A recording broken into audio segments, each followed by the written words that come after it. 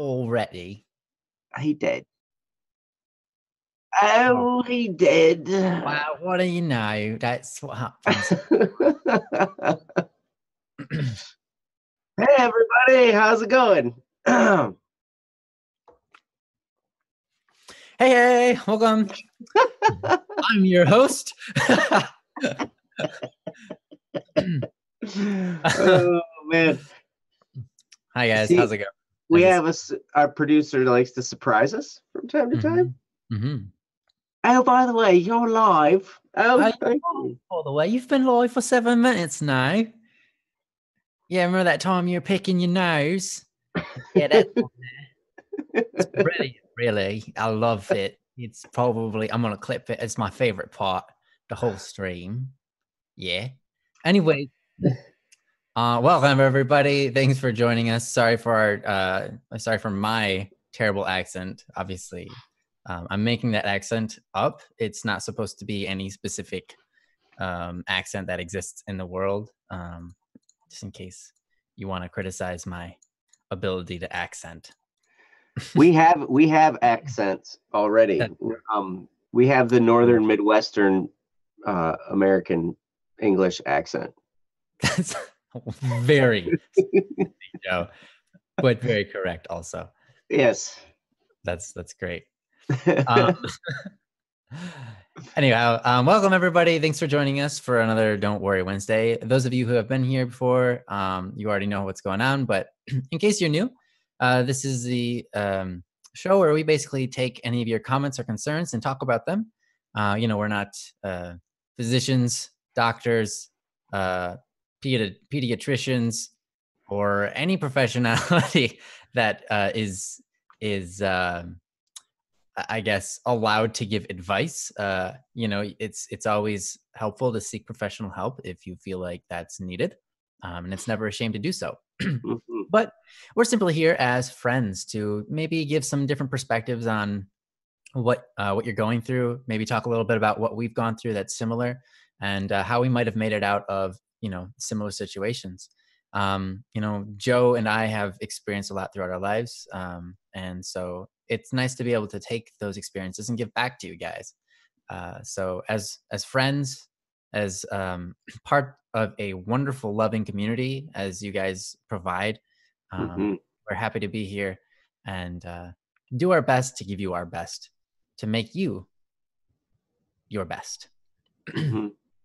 So, and I'm glad you mentioned that, Ryan, because I do want to give you guys a shout out, because seriously, the community, the culture that you guys have in the chat and in the community is just absolutely fantastic. I mean, the way you guys help each other out, it's so awesome to see how you guys jump in and answer people's questions in the chat and help people out. So it's wow. I gotta hand it to you guys. It's so awesome. Absolutely. Well, so Princess, our lovely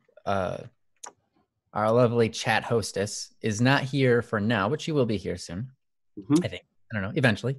But we do have our wonderful producer, Jesse, with us, who pushed us live without our knowing, which is fun. I'm glad he does that. That kind of stuff is enjoyable. Yeah. And of course, obviously, we have you guys and Joe. Joe, down there, I guess, for you guys. You're right there. Down there. You're there. And static. You're there. Yes. Anyway. All right, cool. So let's get this thing started, eh? Yeah. All right. How are you doing tonight, Ryan? Oh, I'm doing wonderful. Thank you. Yeah. How's Definitely. Definitely doing. I mean, fluffy, squishy. Look at that. He loves when I massage his whole face like that. He loves that? Yeah. Oh, yeah. Well, I love it. So therefore, I get to pick that he loves this too. He's like, oh, wow, I love that. Get my backside too. Oh, yeah. That's nice. Careful now. Hey, it's a kid-friendly show now. There's nothing underneath. just a tag and a tail. Like, it's innocent as can be. Look at how big this thing is. It's huge. It's huge. I mean, it looks big when it's way back behind you too. Yeah, look how big it is. Wow. Yeah, like all right. Anyway. I don't know if we have Uni or Angel or Dead with us. But if you guys are here, you guys are first in line for K wants one. I get it. It's pretty nice. I want one. You have a giant Baymax plushie? That's awesome, Cody. Yeah. Baymax is an amazing character. Mm-hmm. Absolutely. La la la la. Ba la la la la. I love it's amazing. Anyways, so yeah, I don't know. I'm gonna read off some names. If you're here, please say so. Angel, Uni, Dead, Akil, Pokemon fan, Lay, Strawberry, Kendra. I think I saw you earlier. Kendra, right there. Satura, Cherry, Cody, Charlie, and Akil again. Okay. And Akil is here as well, but Akil coughs and says Kendra. Cool. So it looks like of the people that we have available to us right now, and I think Useli, I don't know how to pronounce that. Useli, you had a question. Feel free to ask it, and hopefully we can get it written down. I know that you said something earlier in the chat. You wanted advice on something, so feel free to write it down, and we'll see if we can get to it today. Mm-hmm. Yep. Just go ahead and post it in the chat. Useli. So, hey, I have to give you the places to post stuff. So if you have a question, you can post it there in the chat, or you can go to this link at our website and you can start a new topic there and post it right there. And that would help too. If you want to remain anonymous, you can send us an email at dww@bss.studio and let us know you want to be anonymous, and we'd be happy to do that as well. Awesome. So, it's different with when Princess isn't quite here yet. We gotta we can't you can't just accept like her, like she normally watches the chat and puts it in there for us, which makes it really easy for us. So when she's not here, it is difficult, a lot more difficult. Yep. So it looks like Uni just showed up. What, seriously? Oh my gosh.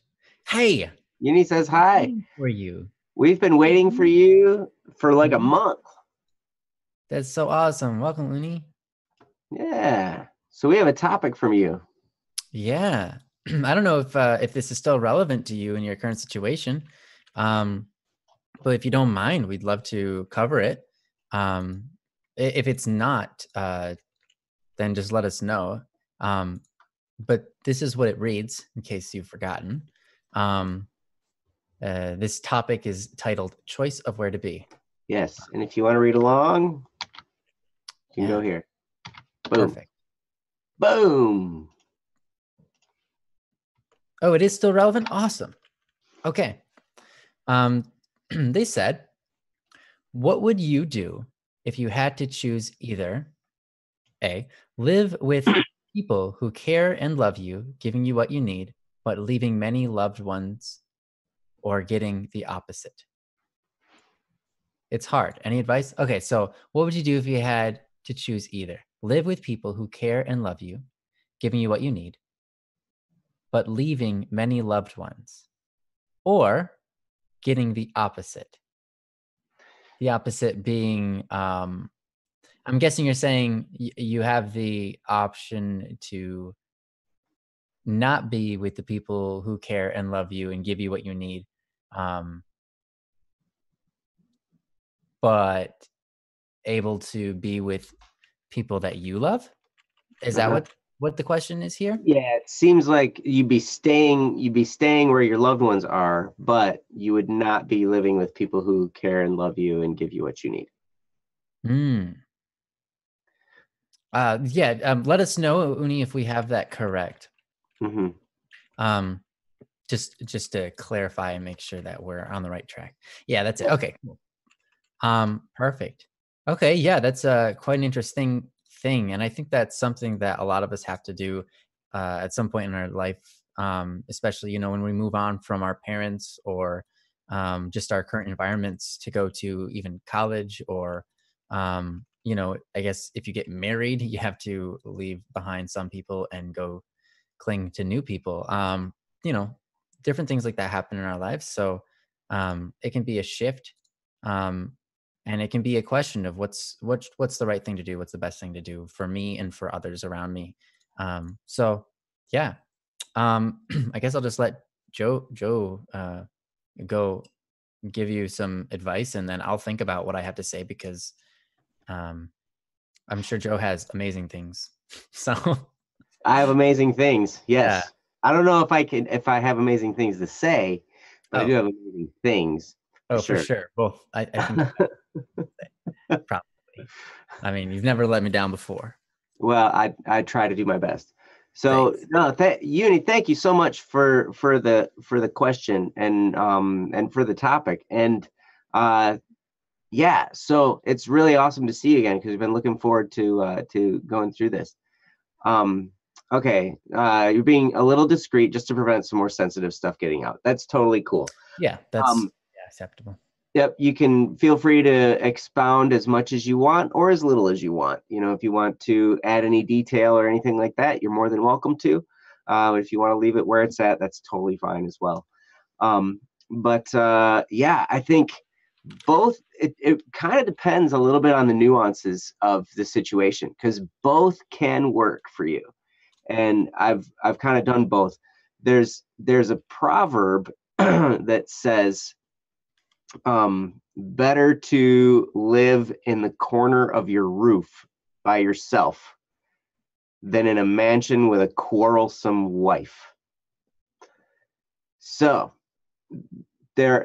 sometimes it's better if the people that you count as your loved ones are hard to get along with, or they they make your life more difficult, or maybe they hold you back in a certain way.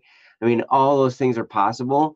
Sometimes it's hard for us. I've known lots of people, including myself, that we kind of get stuck where we're at, even though the situation just kind of is either really harmful and mentally and emotionally, or it's just kind of stopping me from moving forward. But sometimes we stay there just because it's familiar. So okay, he says I'm not religious, so any references to so might not click with me. That's totally cool. But either way, that proverb was just I mean, I'm sure you can see it happen in life in general, whether you're religious or not. It's sometimes it's better to be by yourself than it is with someone who's quarrelsome, someone who is hurtful or harmful to you in any way. So I think personally, for me, I would probably do the first one. I would live with people who care and love you, giving you what you need, and then leave the many loved ones, because especially in this age of technology, you can still stay in contact with people that you love. I mean, we're here on the computers, talking to each other, and we're all over the world. This community is all over the world. I mean, we've got people who are staying up really, really late because they're in a time zone where it's like 2 a.m. And, for us, it's, 8:30 at night. And, so with those technology, with that technology at hand, you really can stay in touch with your loved ones. And if there's an environment that you can live in where people are going to be caring and loving and encouraging you to be your best self and encouraging you to follow dreams and goals that you have, anything like that, then I would definitely go in that direction. I've heard it said, a speaker once talked about, your friends are really the family that you get to choose. And I think that's a very true statement, because I mean, we all have family members, and we don't get to pick. We're kind of born into whatever family we're born into, and we don't get to pick that, and we just get to be there with all these people. And you know, some of them are great people, some of them are amazing in their own way. And sometimes there are some family members that can be, you know, hard to be around. I've known people who've lived in families where they had cousins that were kind of more along the criminal element. And unfortunately, I mean, you always try to give people the benefit of the doubt. You always want to, I mean, you love these people. But when their activities are going to, like, they're running with a crowd that if they slip up, these people are going to come and do damage to them or to their belongings, that kind of puts everybody else who lives in that house in danger. So sometimes people like that, it's best to love them at a distance. So having loved ones is a wonderful thing. And to leave them behind, you don't necessarily have to leave them behind, even if you change locations. My brother and I live, 500 or 600 miles apart from each other. And we don't talk all that often. But when we do, we know that we love each other and we're encouraging to one another. And it's always a wonderful conversation, and it's uplifting and wonderful. And we both know that we love each other. And it's okay. And we both are busy. We got stuff going on. You know, he runs a business, I run a business, and you know, we've got lots of different stuff going on. But when we do get to talk, the love is there in our conversation. So I think if I were you, Uni, I would live with the people who care about you and love you. However, sometimes it's easy to think. I know I've been caught in this trap before, and I don't know if that's the same way with you in this case, but before you make the decision, ask about the nature of people's love for you. Do they love you for who you are? Or do they love you for a lesser version of yourself that they expect from you? So, okay, as an example, I had a lifestyle. I was kind of a partier for a while in my life, and I just kind of lived that lifestyle. It was a very non-productive lifestyle, and in a lot of ways, it was destructive to my health and you know, to everything that was going on, and really to my goals, because I wasn't getting a lot of stuff done because I was spending a lot of time partying. Now, the friends I was with, I would have considered them, man, they love me and they care about me, and you know, they accept me for who I am, and that's great, and I'm hanging around them and I feel loved by them. However, when I decided I wanted to change my lifestyle, when I decided, you know what, I've got goals and I've got dreams and I want to move on from this lifestyle, those people were no longer as friendly to me, because our friendship was based on that lifestyle. So if these people that love you and care about you, you feel that love and care, but if you think that that is based on a lifestyle choice, then that might not be the place to go.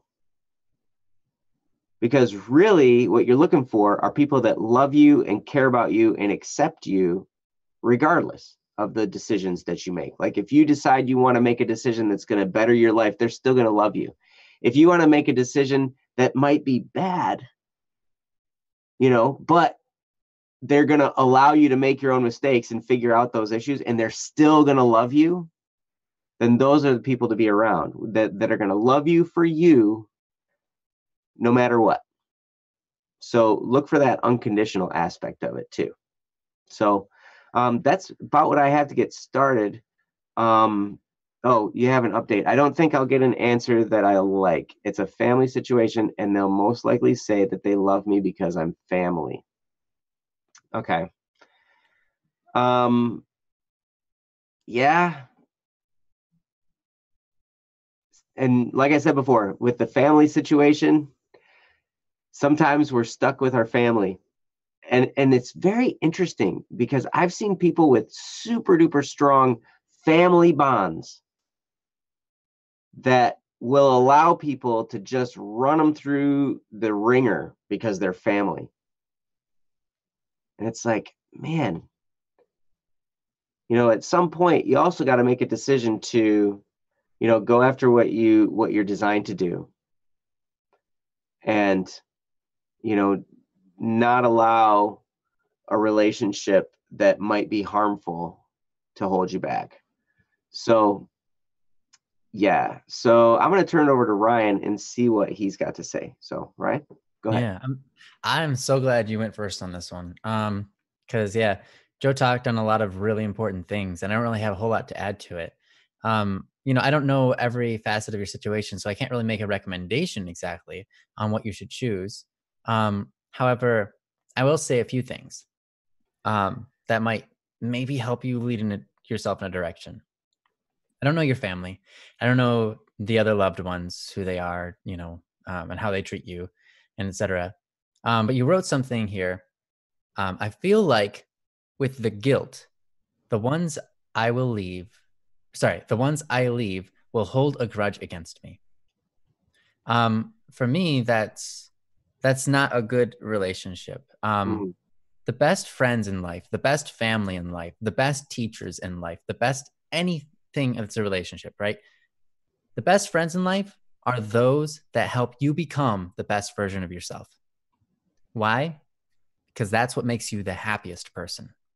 Mm-hmm. That's what makes you the most, the person you were made to be, right? The person that you are proud to be.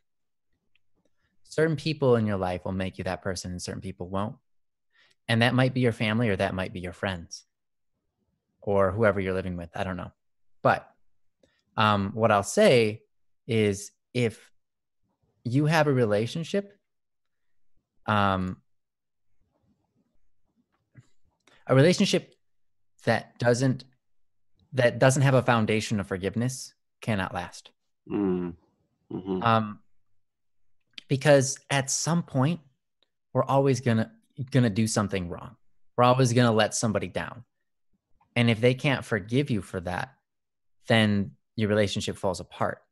And so a relationship can't last without forgiveness.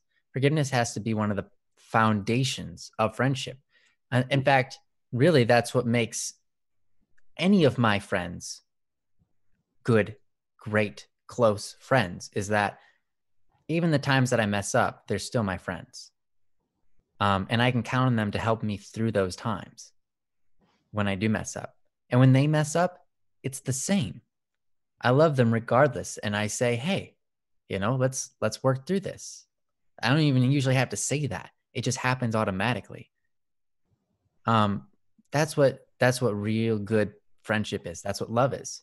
The definition of love, as I like to define it, simple and easy, to desire the best for another and to be willing to do what it takes to get them there.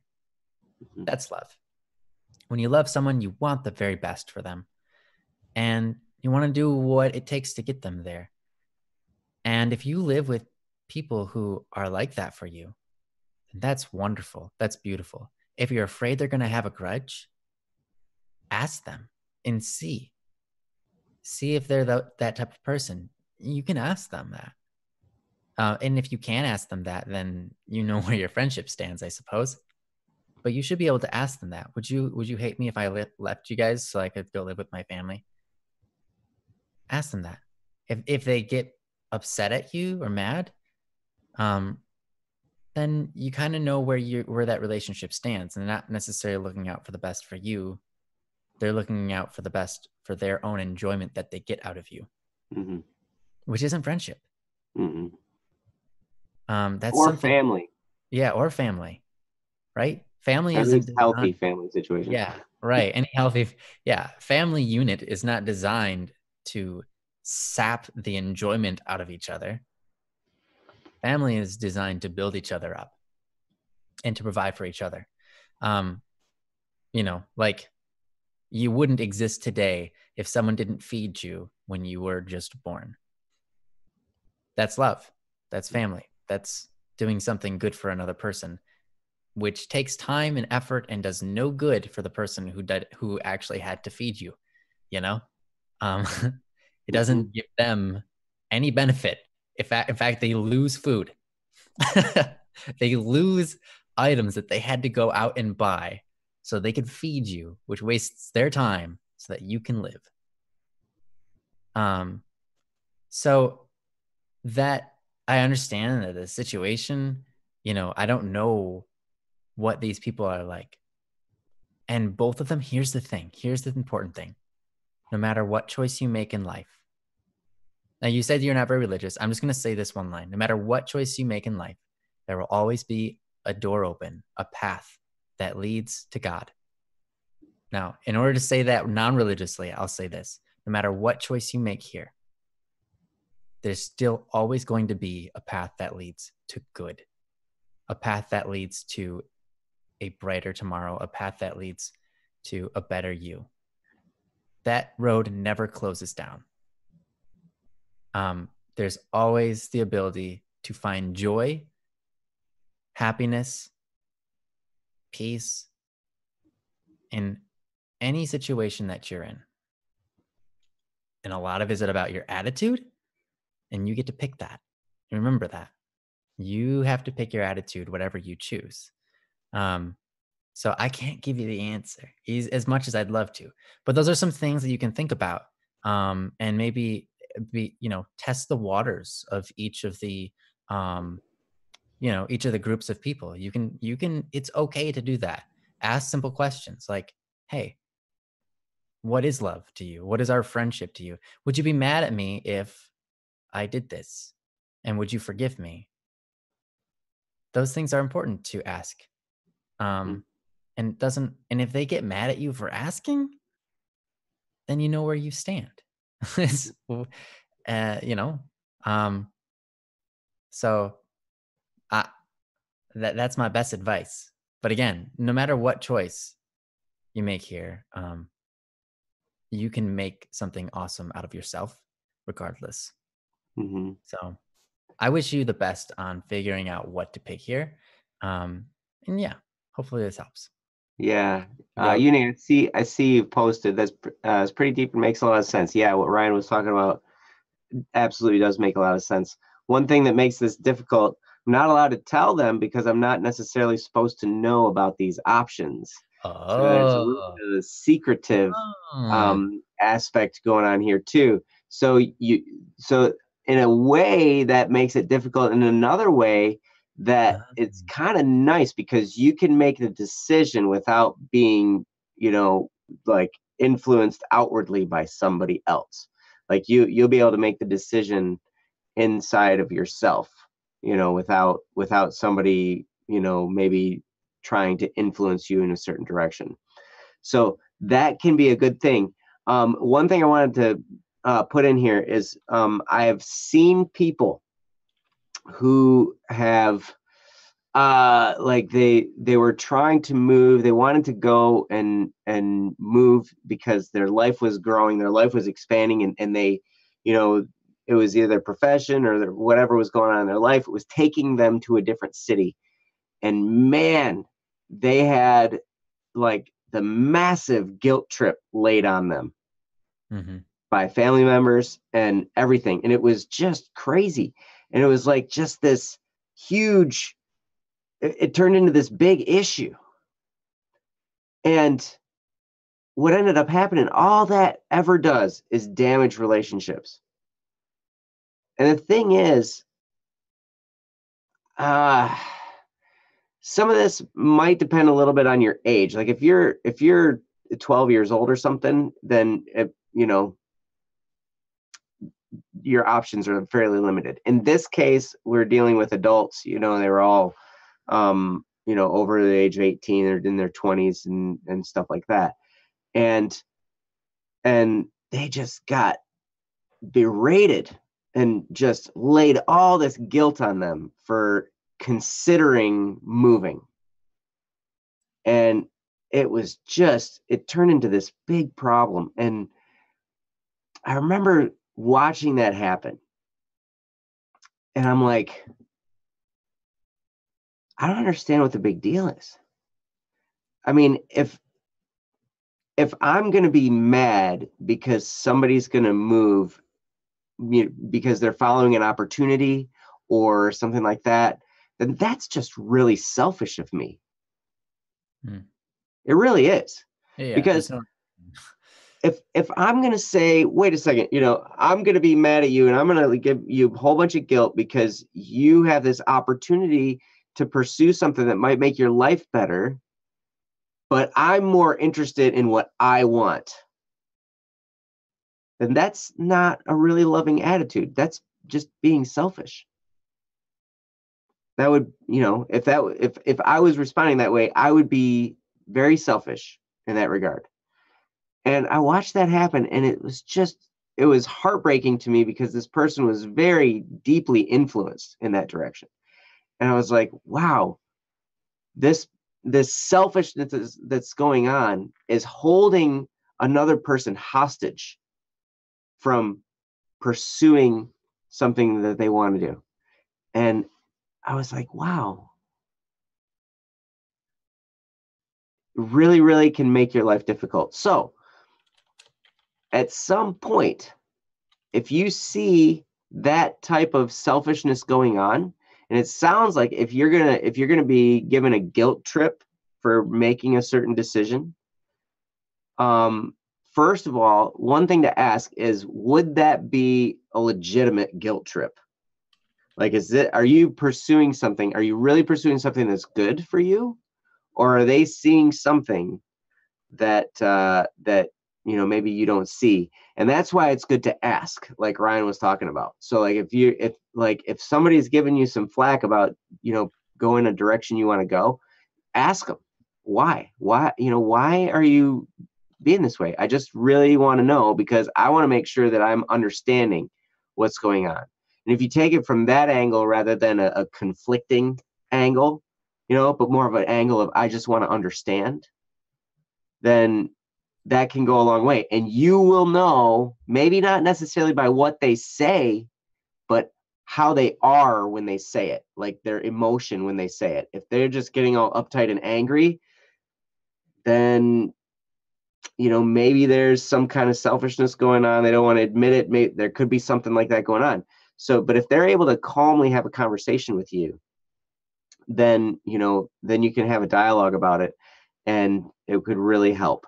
But I would say, if you're in a position where you can pursue a goal or you can pursue a dream, and it's going to make your life better, and there are people that want to hold you back just because they want you around them selfishly, then I would say, as hard as it is sometimes we have to stop allowing people to have influence in our lives. I remember having those decisions sometimes with people that were around me when I would share a goal that I had or a dream that I had, and they would just like poo-poo it or tell me it was stupid or tell me it was not attainable or something like that. And I had to make that decision that right then and there, you no longer can influence me, because this is a dream, this is a goal. I've studied it. I know that I want to do this. I know that it's right. And you're telling me it's not, and you don't have any good reason to tell me that it's not. You cannot, I have to shut off their ability to influence me, at least in my head. And from then on, it was like they can say whatever they want. They can talk, and it's just like talk to the air, because it's just going past me, But so anyway, that's what I would have to add to that. That's fair. Yeah, sometimes you got to have that, I don't know, that edge, if you will, to say, block all the negative out, because it's not going to help you. If they're just being selfish about or downers or negative Nancy's or whatever. It's like, why listen? But anyhow, yeah, that was great.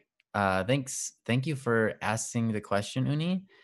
You're awesome, and I wish you the best. And yeah, thanks, Joe, for all your great answers here as well. Well, I'll do my best. I'm sorry if it's not up to snuff. Oh, it's definitely snuff. Whatever snuff is. Oh man, that was so snuff. Oh, dude, made me snuff. Okay. So, all right. So then who's next? Thanks again. Yeah, thanks, Innie. Our next would be if Angel's here. I don't think they've said anything, so he's not here. Probably. Akil. And the one after that would be Kendra. And then Jerry and Cody. So, based on who's here. Dead, if you're here, awesome. Let us know. If you're not, no prob. Pokemon fan, if you're here, or Lay or Strawberry, if any of you guys are here, just let us know. But until then, Akil keeps wants us to do Kendra's. So out of respect that he comes next, I will do Kendra's, and then we'll go to Akil. All right. Is that cool? Sure, it's cool. I'm sure that's what you want. All right, let's see. Kendra. Find that. Here we go. All right. Here's Kendra's topic. Right there. Yeah. Hi, Kendra. Nice to see you, by the way. You're looking lovely as always. Okay, I can't really see you, but I'm sure you always look lovely. So, yeah, she's been waiting for a while. So cool. This is from Kendra. It's titled "New Video Jitters and Anxiety." Relatable. Okay. So they wrote, as soon as my cough is gone, I am better. I'm going to be recording and posting my new series called A Siren's Tale. But sadly, I am nervous that people won't like it, even though I have many people working on it that are just as enthusiastic about it as I am. I am putting my heart and soul into it. My yandere video have been doing good, but I don't want to do those anymore because they put me into a bad frame of mind. Well put. I have many ideas for this, and I am so excited, and I hope you guys could tell me what I can do. I think you might have talked about something similar to this before, but I just am feeling so proud of the work that I am putting into this video. What advice do you have to give me? Update. My cough is basically gone, but now I am in a funk where I want to record and finish, but I don't want to force myself to record because I want this audio to be good quality. I feel like those that are working on it with me are being let down even though they understand. The last 3 days, I have been having anxiety over almost everything and been depressed and crying, so I haven't recorded everything. I've decided to not go forward with being a teacher since it's causing me so much anxiety just thinking about being a teacher. I will graduate with a bachelor's degree in art, and if I feel up for it later on, go for my education degree. I feel like I have let everyone I know down, though, especially those that give me the money to use for praxis. I wish I could be me again. That's how they finished that. All right. Well then, yeah, that's a lot. That's a interesting update here. That you're changing your pursuit of education degree, and you've got some anxiety and depression setting in, and you don't feel yourself. I'm sorry to hear that. That's unfortunate. And And then also on top of that, you've got the video thing that you're doing, which sounds pretty cool. I'm looking forward to seeing whatever you do there. That would be really cool and interesting to see when you finish it. And I'm sure it's going to be great. So, yeah, there's a lot we can say about this. So I'm going to give it to Joe and see where we take this. Yeah, I can really relate to this, Kendra. Because I can remember a time thank you so much for posting, by the way, because you know, especially when you're getting into some deep issues. I know it's not always easy to share that, so I really appreciate you sharing. And I'm so sorry for the place that you're in, because I have been in a very similar place. I remember when I was going to college, when I first started going to college out of high school, I was pursuing music composition and theory was my major. And the reason I did that was because I was a musician, and I felt like I needed to go to college and do the college thing because that's what everybody expected me to do. And I see a hint of that when you say you feel like you have let everyone down because you're not going for your education. You're not going forward to be a teacher. You're just going to get a degree in art. I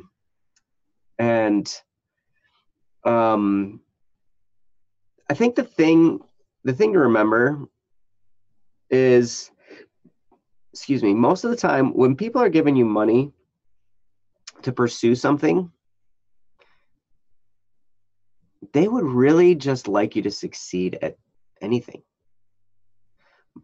There are some times when people will support people because they're doing something they wanted to do, but they didn't do. So now they see you're interested in doing it. So they throw a whole bunch of resources your direction because they want to kind of live vicariously through you a little bit. And that's not healthy for them or you, that relationship. So the best thing for you to do, I think, is what you're doing. And I know it's hard because, man, when I was going to college and I was pursuing that degree and I started, just didn't feel right. I was like, this isn't what I was supposed to do, you know, but I'm here and I'm doing it. It just feels wrong, you know, and it didn't take me very long. But, I ended up, you know, having a very low grade point average.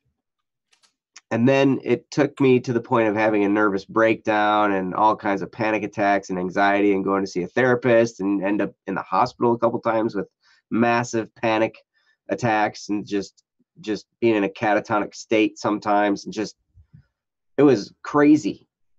And it was crazy for the people around me too. Like, not just for me, like I was going through it, but then everybody else around me was going through it there and just watching it. And they were just as confused as anybody else. And so, you know, I can remember ended up in the ER a couple times because they didn't know what to do with me. So like, it's messed up, you know, I guess we take them to the hospital. But it took getting to that level before I, you know, was able to stop with things that I thought was pleasing everybody, and then start pursuing what I really, really enjoyed doing, or at least what I thought I would enjoy doing. And for me, I ended up dropping out of the major university I was going to, and ended up going to community college and started down the road of learning media technology. So like audio production, video production, all that kind of stuff. I didn't have any idea that we were going to start Black Static and Swerve, you know, decades later. But I just started doing that because it was something I might be interested in. And the pressure was off because I no longer felt like I needed to please the people around me.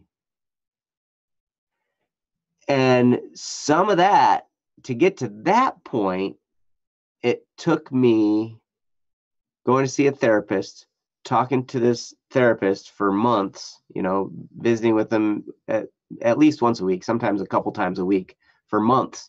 And then he really helped me get the perspective that my life wasn't about pleasing these people around me.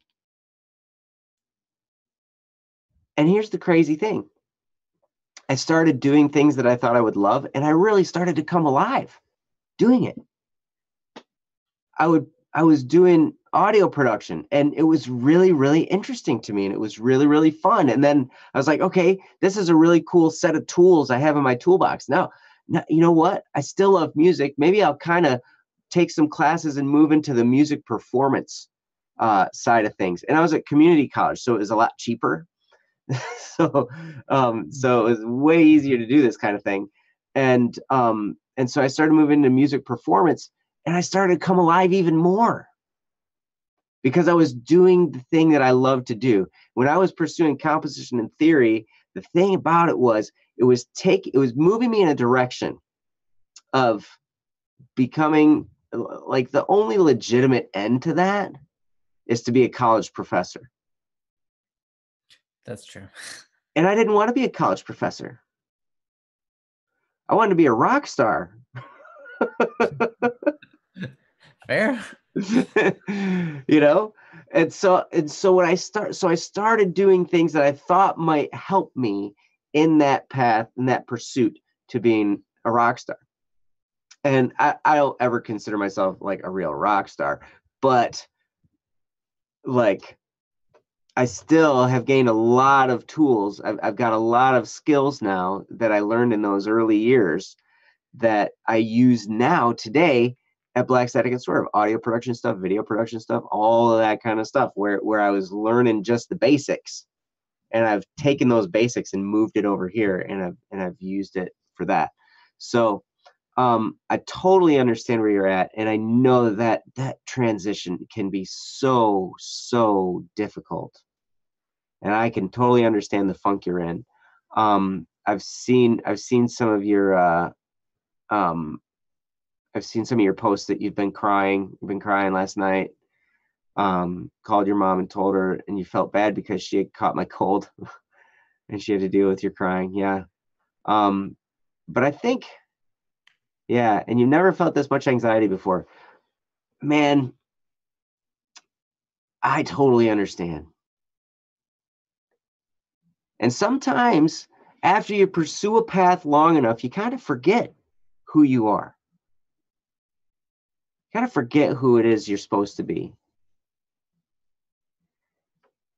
And it says a lot when you say, I wish I could be me again. Mm-hmm. That really, really tells me a lot about where you're at in your mind and in your heart right now.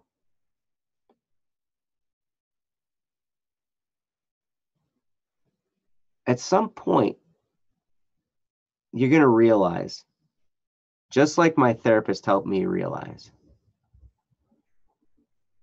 you are the one that you're spending your life with. Everybody else around you, they come into your life and go out of your life, and you know there are moments that they're interacting with you and then they're not with you anymore, but you are with you 24 hours a day. So if you're not doing something that fits who you are, then it's going to be really painful. And it's going to be really hard. And if you're just doing things for, because you think you're going to be pleasing other people, that path ends up empty. Also, if you're pursuing something just because it's going to make a lot of money, I know so many people who did that, and they end up making a lot of money. They get to the point where they're, hey, I'm making a lot of money, I'm doing really well, and it's empty. I can't stand it. I can't stand where I'm at. And I've seen that so many times with so many of my friends. So sometimes people will say, just do what you love and then you'll never work a day in your life. I don't think that's really true. Because even when you're doing what you love, if you just decide, hey, I'm going to do what I love, and then it's going to turn into a big enterprise and all this kind of stuff, eventually what you love becomes work. And then you start to not love it so as much, because, you start going down that path and doing it. So remember, I remember when you first started coming to these streams, and the things that made you alive were you were helping people love art. And at the time you were teaching people art, and that was great. But here you're saying, man, I don't necessarily want to be a teacher. There's so much anxiety thinking about being a teacher. So I would encourage you to set that aside right now. But what was it that you loved? You loved helping people. And you can do that in anything. You can help people in anything. The videos you're making, if you're making them to enrich people's lives, that's great. And you can totally do it. I also understand having anxiety and then being depressed and then not doing the things you're supposed to do and feeling like you're letting the people down around you. There are so many moments I still deal with where I feel like I'm letting down my colleagues here at Black Static and Swerve because I'm so busy doing all kinds of stuff. And so I feel like I'm not doing my part of the deal, as best as I could, because I've just got so many other things going on. No one thinks that about you. Well, thanks, Ryan. But that's what goes on in my head. So that, so I understand how that can be going on in your head, but it's probably similar to my situation. The people that you're working with, they probably don't think that about you either. They probably care about you and want you to be happy, because they know when you're happy, then you'll be able to do stuff and it'll be good work, at that point in time. Then it'll be good and it'll be good stuff. But they probably care about you even above all of that. So the bottom line with all of this stuff that I'm saying is, I was doing something that I thought was going to make other people happy. And it ended up in a nervous breakdown for me. Months and months of therapy, in and out of hospital, all kinds of craziness, on medications, all kinds of stuff. That's where that ended up. And you know what? After all of it, and then I started to do this other stuff, the people I thought I was pleasing in the big university pursuing that degree, they weren't happy when I wasn't happy. Deep down, they wanted me to have success. It didn't really matter to them whether it was success there or success in another area. They just wanted to see me grow and learn and do something that I like doing and be happy. And now that I'm more along that path, the people that I thought was pleasing before, they're more pleased now, just because I'm doing things that are making me happy and it's having an impact with other people, and it's on a good path. That means more to them than the 4-year degree that I thought was going to be pleasing them. So every time we get sucked into thinking, hey, I just got to please these people, I got to make these people happy, that they're not going to be happy. The thing to do is to do what's right. Do what's right for you. And sometimes it takes some time to figure that out. But in the meantime, you got us, and we're going to love you, and we're going to support you. And we're going to do anything we can. Well, we'll support you emotionally as best we can. We probably can't support you financially. I don't know. We'd have to ask the financial department that, and they're not here. Nice. So anyway, yeah, I'm going to turn it over to Ryan, because I'm sure he's got some way better stuff than I just said. So Ryan, take it away, please. No, I'm glad you went first again. That was really great. I know you totally relate to this subject, having known you and your situations going through college and stuff. So I think that probably hit home better than I can. You know, I'm going to just talk on a couple of things here. The thing you said at the end, I wish I could be me again. I get it. You kind of want to feel alive. You want to feel like yourself. You want to enjoy yourself, and feel like you. I get it. Here's my advice on that. For myself, the best thing I can do when it comes to this is ask myself, okay, who am I, right? Well, the question is, who am I? It's kind of like a weird question. Like, how do you know who you are, right? That can be a very strange question. How do you answer that? So the way you answer that is say, well, I get to decide that. Who do I want to be? And you might be like, well, I don't know who I want to be. I don't know if I don't know if I want to be a teacher. I don't know, if I want to do this or that. That's not what I'm talking about. When I say, who do you want to be? I'm talking about who you are as a person. What virtues have you accomplished in yourself? Mm. When I feel most alive in life is when I'm being the best version of myself. When I go out of my way to learn a new virtue, when I go out of my way and say, okay, I want to be the guy that does this for people, or I want to be the guy that's better at this, whatever, and I go out of my way to do it, then I feel alive. That's probably the most I feel alive in life, is when I am being the best version of myself. So if you want to, feel like yourself again, you get to pick who yourself is. And you pick that every single moment of the day with your attitude, with how you choose to react to things around you, and what you choose to do for yourself, what you choose to do for other people. You choose who you are. You never lose yourself, like Joe was saying. You're always with yourself, and that's awesome. So you ought to make sure that relationship with yourself is good. So treat yourself well. Celebrate yourself at times. Scold yourself at times. But always love yourself. And that means, of course, to desire the best for yourself and help yourself achieve those things. It's important to focus on other people. You want to help them. And humility is understanding that you're equal to them and you should help them, just like you help yourself. But if you're not helping yourself, then you can't really help other people as well.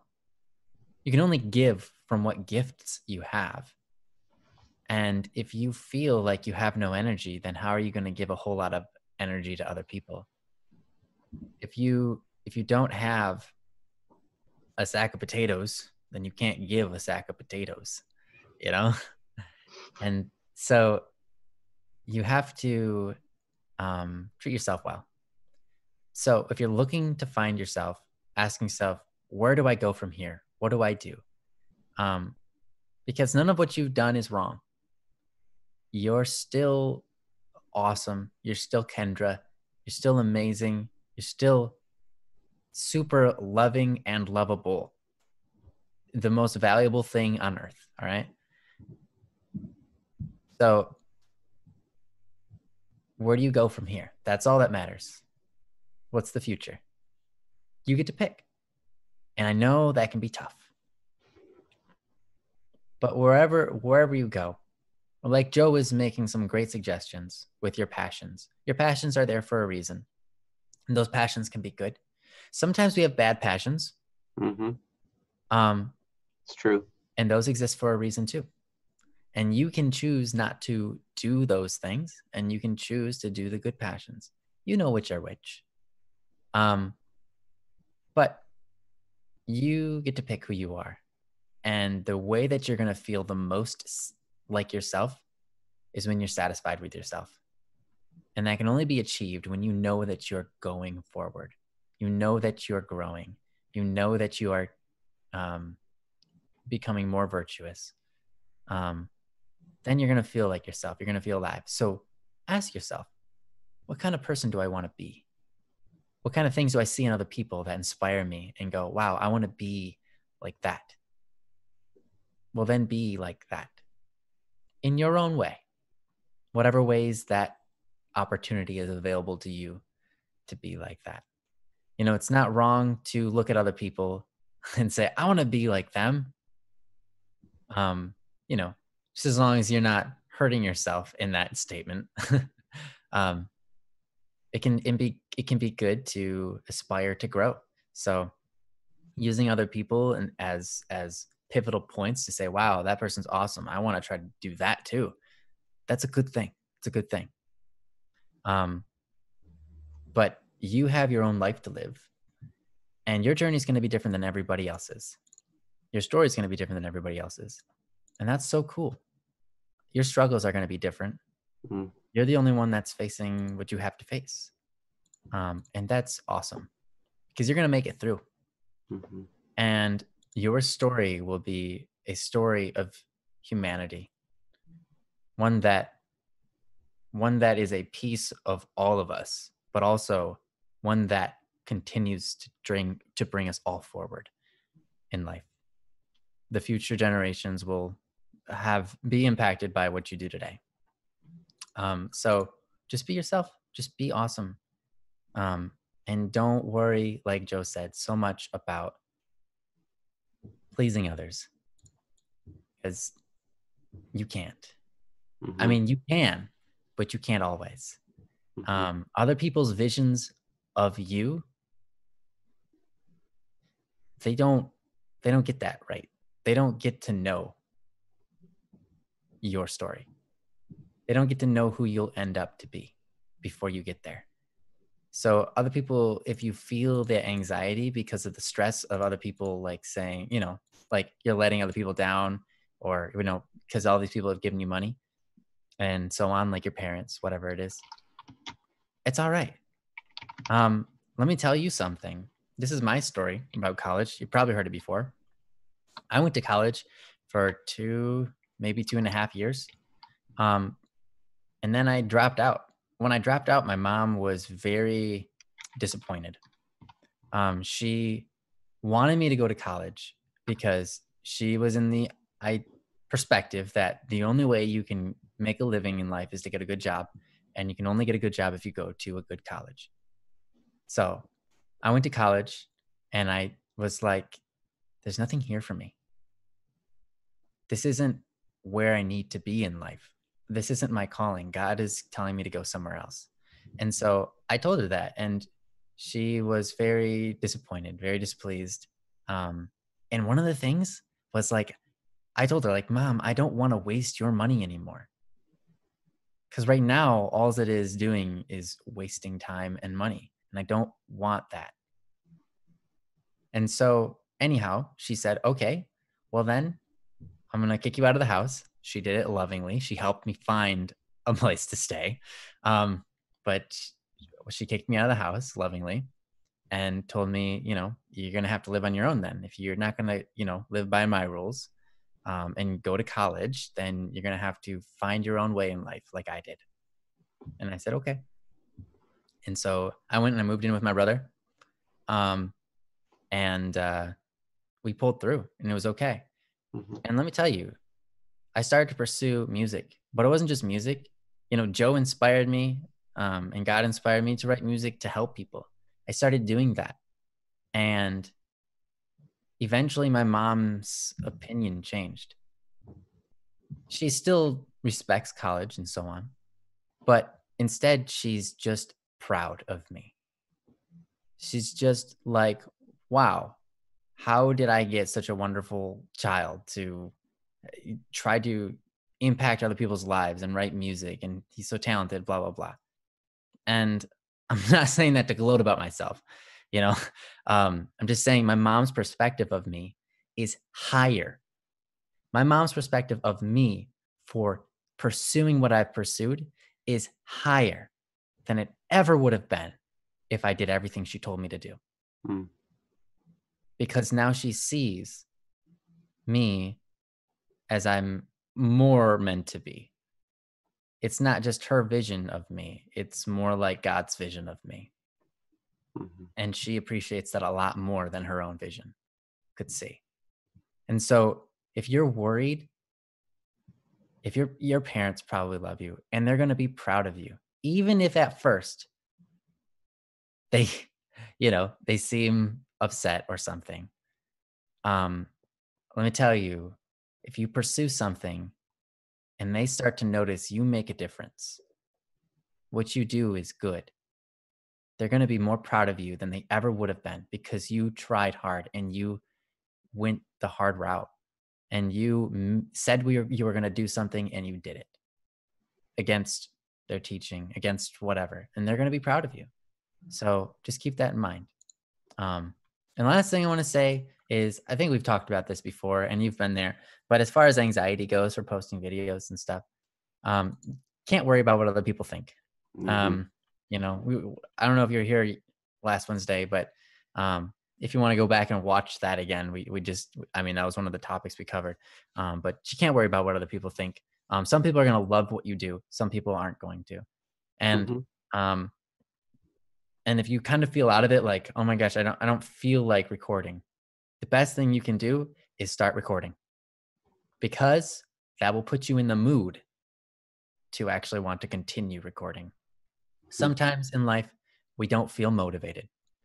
But once we start, despite the unmotivatedness, we start to just get in there, and then we're like in work mode and we start cranking stuff out and we're like, whoa, what do you mean 2 hours went by?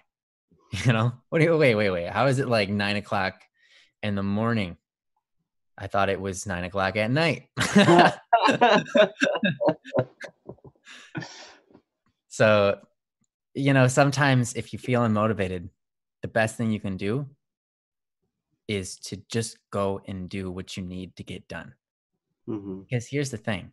Motivation is an emotional reaction. If you wait to be motivated to do something, then you're putting the cart before the horse. That's the phrase. You're doing it backwards. You get motivated, you get inspired, but those things are reactions. If you wait for those things to do something, to act on them, you're never going to finish anything. That's the bottom line. I mean, you might finish some things, but rarely do you actually feel motivated to work on a whole huge project the entire time the project exists. Almost never. If the project is something that lasts more than a month, I don't think I've met anybody who's motivated to just work super hard that entire time. No, that's hard. It's hard. Every once in a while, someone might, but it's hard to be constantly motivated. Your mind isn't created to have that much, chemical reactions. So motivation is a reaction. You just have to act, and then you'll be motivated, right? A lot of times you get motivated after you finish something or after you hear something, but you don't always have that to rely on. So just chase it, go for it. And while you're working on it, you're going to react to your working and your progress. You're going to hear the progress that you're making in your recording and go, oh yeah, all right, let's do it again. I got an idea for what I want to do for this part. Now you're motivated. It's a reaction, and you just have to go for it. So Kendra, I wish you the very best on your project. I wish you best on figuring out where your life is going. You can do it. There's always open doors to you. Like I just told Uni here, no matter which path you go down in life, there's always going to be a path open to God, open to good, open to the best version of yourself. That path never closes. And so don't feel like you wasted your time, because you didn't. You did not waste a single bit of it, because you've taken everything you've been through, right? And that's made you a better person. That's a story, a part of your story now. And you can share that with people in the future. And this is a turning point, but turning points are usually the most epic parts of stories. Yes. And so you look at this and you think it's challenging, and you might think, oh my gosh, I wasted all that time. But no, this is a turning point. And turning points, again, are always the most epic parts of stories. So God bless you. I love you, Kendra, and you'll be awesome. Yep. You can do it. Mm-hmm. I think this weekend I will record, she says. You better. That If you sounds like don't, a great I'm plan. so mad. No, I'm not gonna Sounds know. like a But great plan. It sounds like a great way to help pull you out of the funk too. mm-hmm. Because if Mm-hmm. it's something you love doing, if you're doing this recording and you're going to be posting this new series and you're working on it and you're working with other people who are also enthusiastic, Yeah. that's a great place for you to be. So, yes. Awesome. Wonderful. Yep. Well, thank you for the topic, Kendra. We really appreciate it. We're gonna move on to the next one. That was great. So I don't see Cherry. Cody is here, and Akil has 2 before Cody's. Yes. But Akil seems to be hesitant. Were we supposed to get rid of Howl? Is that the one he said not to do anymore? Or did we already do that one? Or Akil, what's your thought on doing? Because you have you're next in line twice in a row. You're so, do you want to do Howl or do you want to do Yggdrasil? Cody, just go to Cody's. Howl's a bit old, yeah. Okay. I think you had mentioned earlier one of them that you're like, well, it doesn't matter anymore for this one, so we can pass it up. So I thought that might have been Howl, but I wasn't sure. All right, Akil, I love you. So like, do you want to do Yggdrasil, or are you gonna be like do Cody's? Cody says Cody. I can Cody wait till says do Akil's. Dude, guys, don't do this to me. We're gonna do Akil. We're gonna do one of yours. So that's the way that's gonna be. You pick though. You pick which one you want us to do. How's that? Yeah. Yes. Do you want us to do your latest one, Sepner? Yeah. We're probably, the way we're going, we probably should be able to have time to do Cody's as well if we do. Do Haley's. Which one was Haley's? What? Haley? Do we have one from Haley? Did she add one just recently? I mean, that's a possibility. I missed it. Okay, no, Akil, no. Don't distract us. No, don't distract us. You pick one. Okay, you're doing Yggdrasil. All right, we're doing Yggdrasil. Which one? Yggdrasil? Yeah. Cody, you say yours is really long. Hold on. I want to look at it. Just because, okay, it is pretty long. Good. Because we've had some really lengthy ones before, so don't worry about it. There's no worries. For the rest of you. World tree it is. Ah, yes. Do you know what the Yggdrasil is? No. Okay, Yggdrasil is the Norse mythology. It is the tree which connects all, you could call them universes or worlds, I suppose. Not universes, worlds. So, you have like, so you have like the underworld. And you have Earth, right? And that's a world, not like, the whole system. Those are connected through the Yggdrasil tree. But it also expands into other worlds. So it's Norse mythology. And it's an interesting thing. Okay. So that's the one we're doing, Yggdrasil, right? Mm-hmm. All right, I'm posting it. If you want to read along, that's where it is. Realms, that's a good word for Akil. Realms. Yes. That's a perfect word for it. Okay, so here we go. Did you put the topic down or the sweet? Thanks. You're awesome, Cody. Nice job.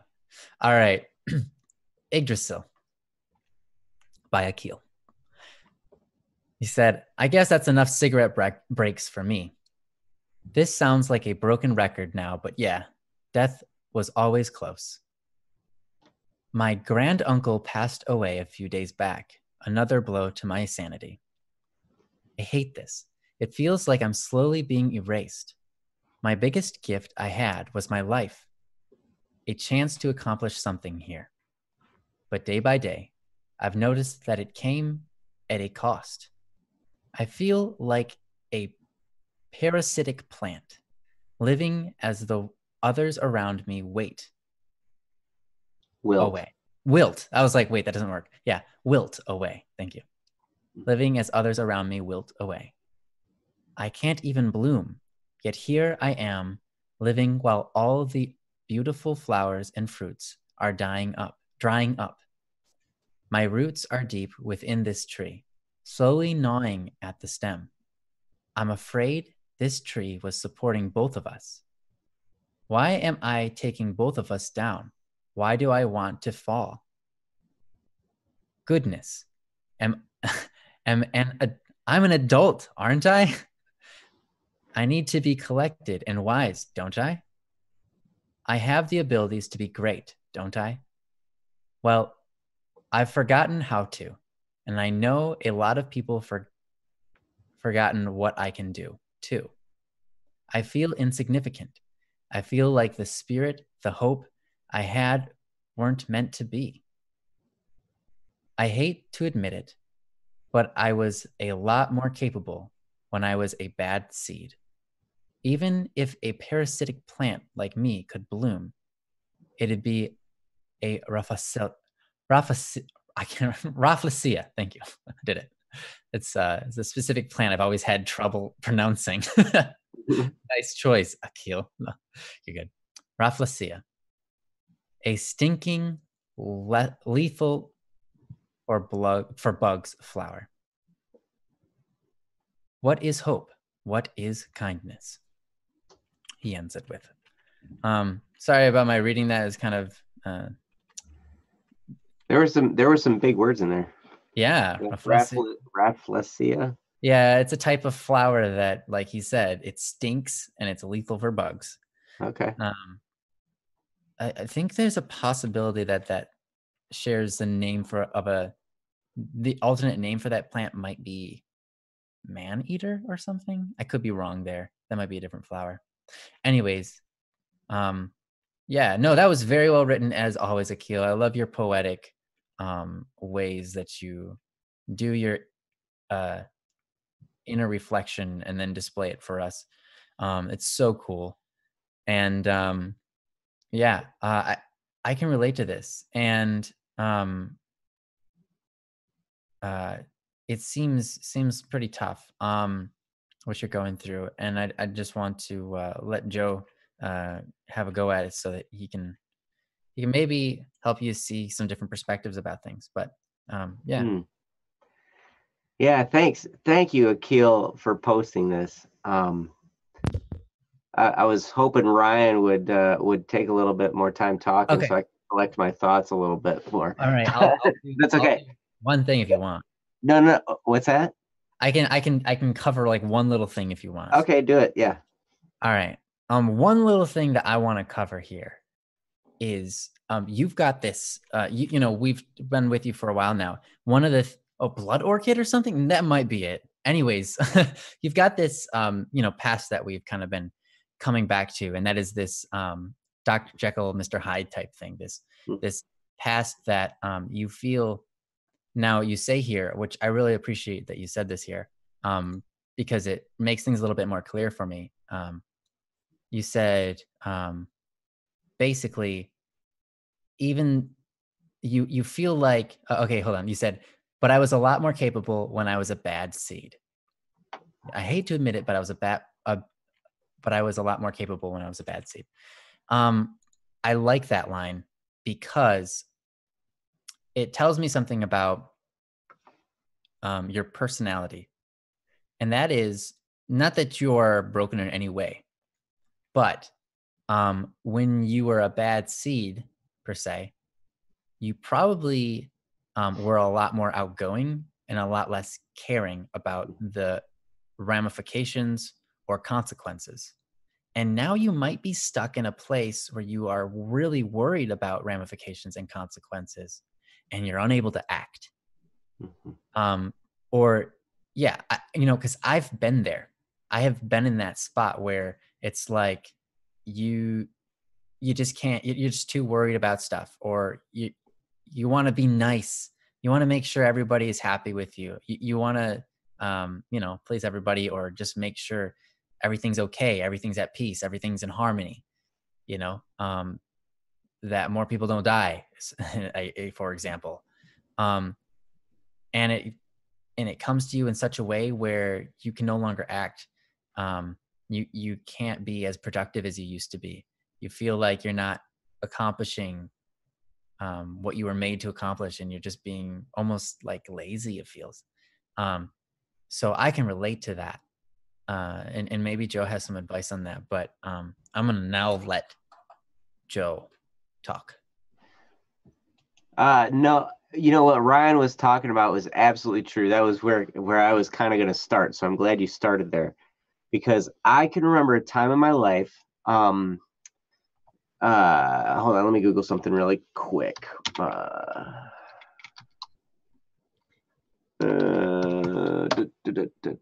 we go. Okay. Thanks, Google. Yes, thanks, Google. Anyway, all right. So I was in that position where I was a lot more confident when I was a bad influence on people. Mm-hmm. When I was doing things, when I was like the party scene and all that kind of stuff, man, I was way more confident. I didn't care what people thought of me at all. I was just like, hey, I'm going to be me. And if you don't like it, then hey, go somewhere else. Go back to school. Whatever, and hey, that's how it was. And so I totally can relate to, I got a lot more done too. I did a lot more stuff. I recorded a lot more albums. I did a whole lot more performances. There was a whole lot of progress that happened to me while I was that bad seed. And it was really interesting, because then when I started to figure out a lot of these things, the way I was living, it wasn't necessarily the best way to live. It was probably going to end up in pain and destruction and, all kinds of craziness. Like, it was probably going to hurt people around me. There was probably all kinds of things that could have happened there. And I started to understand, like Ryan was saying, that my actions do have ramifications. And so for a long time, I kind of felt like I was in this limbo, state where, well, I certainly didn't feel very confident. I was trying to do what people were saying was the right things, but I hadn't done the hard work of working on my heart yet, if that makes sense. Because we have good in us and we have bad in us. And if we feed the bad long enough, then the good gets really, really quiet. And and it takes some time to revive that good side of us. And it sounds to me, Akil, like you might be in a similar position through some of your posts. There's this struggle. Oh, and Akil has posted, I'm a bit aggressive as a person, basically been waiting for people to do something wrong to me so I could justify my violent acts. Aha. So I totally understand that perspective as well, because then you're like, hey, just give me a reason. Give me a reason. I've got the skill. I got the ability. Give me the reason. And so, but anyway, here's the thing. I would encourage you to do. I didn't understand until very recently, just the past couple of years. And what had to I started understanding about virtues. And I started to understand how pursuing virtues for real, like really trying to pursue virtues, not just talking about it, not just reading about it and thinking that was a good idea. Because for years I did that. For years I just read about them and talked about them and talked about how great of an idea they were, but I didn't actually let them penetrate my heart and actually try to live them until the last few years when these things have started. And I tell you, it's amazing the changes I've seen in myself and in my interactions with others and in my ability to work and in my ability to pursue things since I've started living virtues. And I would start with the 7 cardinal virtues. You can Google it. You can look it up. The 7 cardinal virtues. Wikipedia has them on there. Yeah, there are 7 virtues, and then there are also the 7 capital sins that they fight against.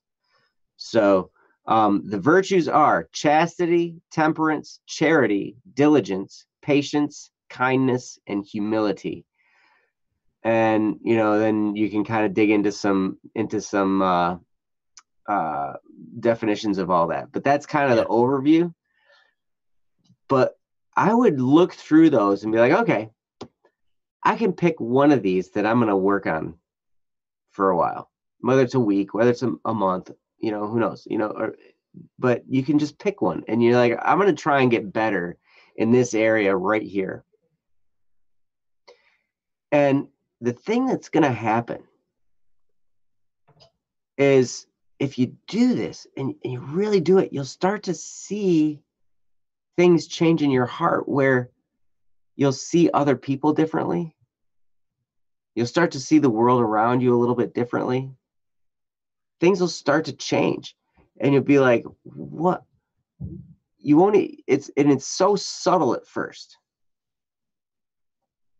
But now I look back at the person I was before I started this practice of trying, like legitimately really trying to live with these virtues. Now, I fail at them constantly.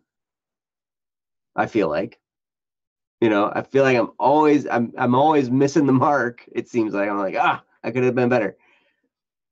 But because I'm trying and I'm just trying to get a little bit better all the time in these areas, what's happening is there's a lot of my life that's been cleaned up. Akil says, I'm working on them, but it feels like I'm lying to my true nature. I don't want to lie to myself. Okay. Now, here's what's interesting. There are times I've felt like I was dishonest with myself as well. Sometimes we think, hey, I'm just naturally this bad type of person. And it's true. That type of behavior comes naturally to all of us because of the culture we live in, the world we live in. We're surrounded by, all kinds of temptation all the time. And it's easy to think that we are inherently bad by nature. And to try and act good conflicts with who we truly are, and who we truly are is bad. But that's a lie. Because you were created good.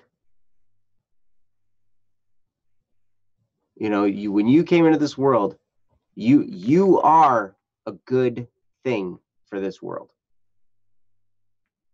But when you're surrounded by evil, it's really easy to make evil choices. It's really easy to move in that direction and to forget that you're meant to be a force for good.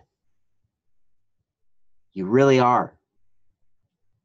And yes, it's going to feel awkward. It's going to feel weird. But who you are inside, as I stated before, there's good there and there's evil there.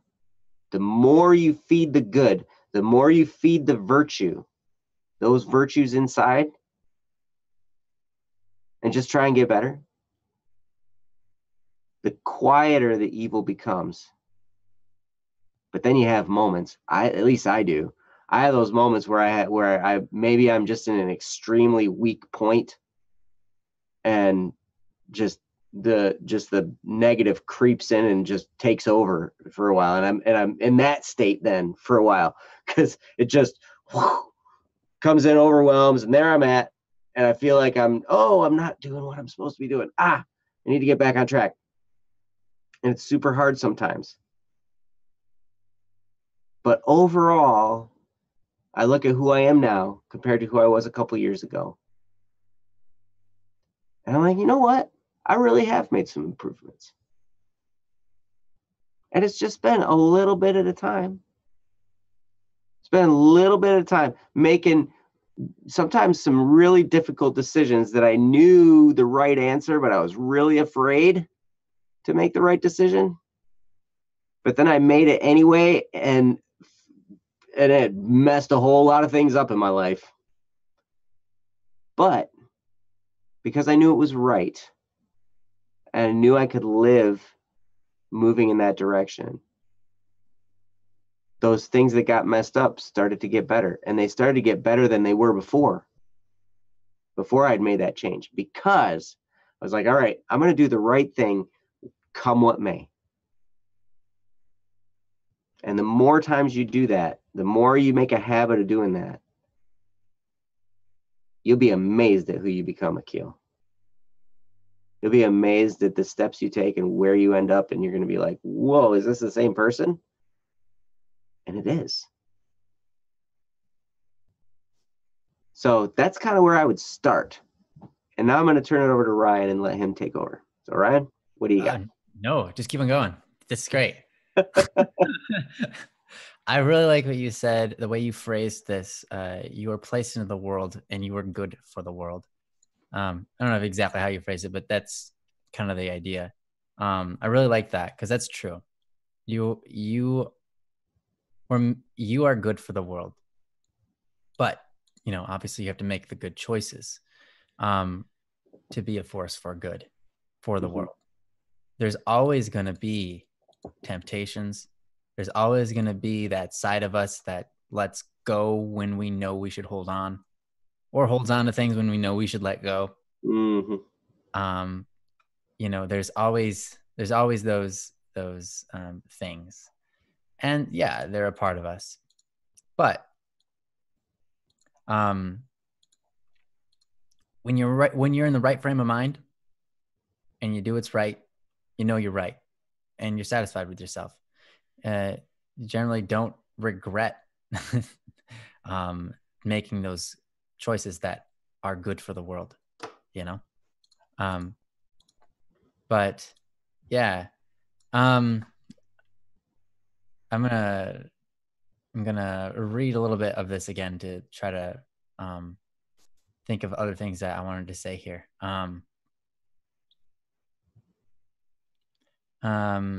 So yeah, honestly, I guess we touched on a whole lot of it. You did say, what is hope? What is kindness? And that's a good question. I mean, we could do the Google definition of it if you wish, but I think better would be just to talk about it. Hope and kindness, those are things that you are maybe struggling with, or you wish you could be better at. It seems like maybe those are the virtues, if you will, that you're chasing after and you're struggling with. We all have our certain virtues that are hard for us. Some come easy, some come hard. We have natural blessings, or whatever, just our personalities work better with some virtues than others. I was born a very patient person, and I became more patient as I went through things. But some people have a very hard time with patience because they're not, they weren't born with that, they don't have my personality. But I'm more likely to struggle with laziness, I suppose. Being too patient to the point where I just choose not to do anything, and so I struggle with that, and I have to make sure I'm on point there. So you've got here, what is hope? What is kindness? We talked before about hope and despair, and it wasn't towards you. It was actually towards Amira, I believe. But hope creates all things. There is nothing that exists through despair. Despair is abyss.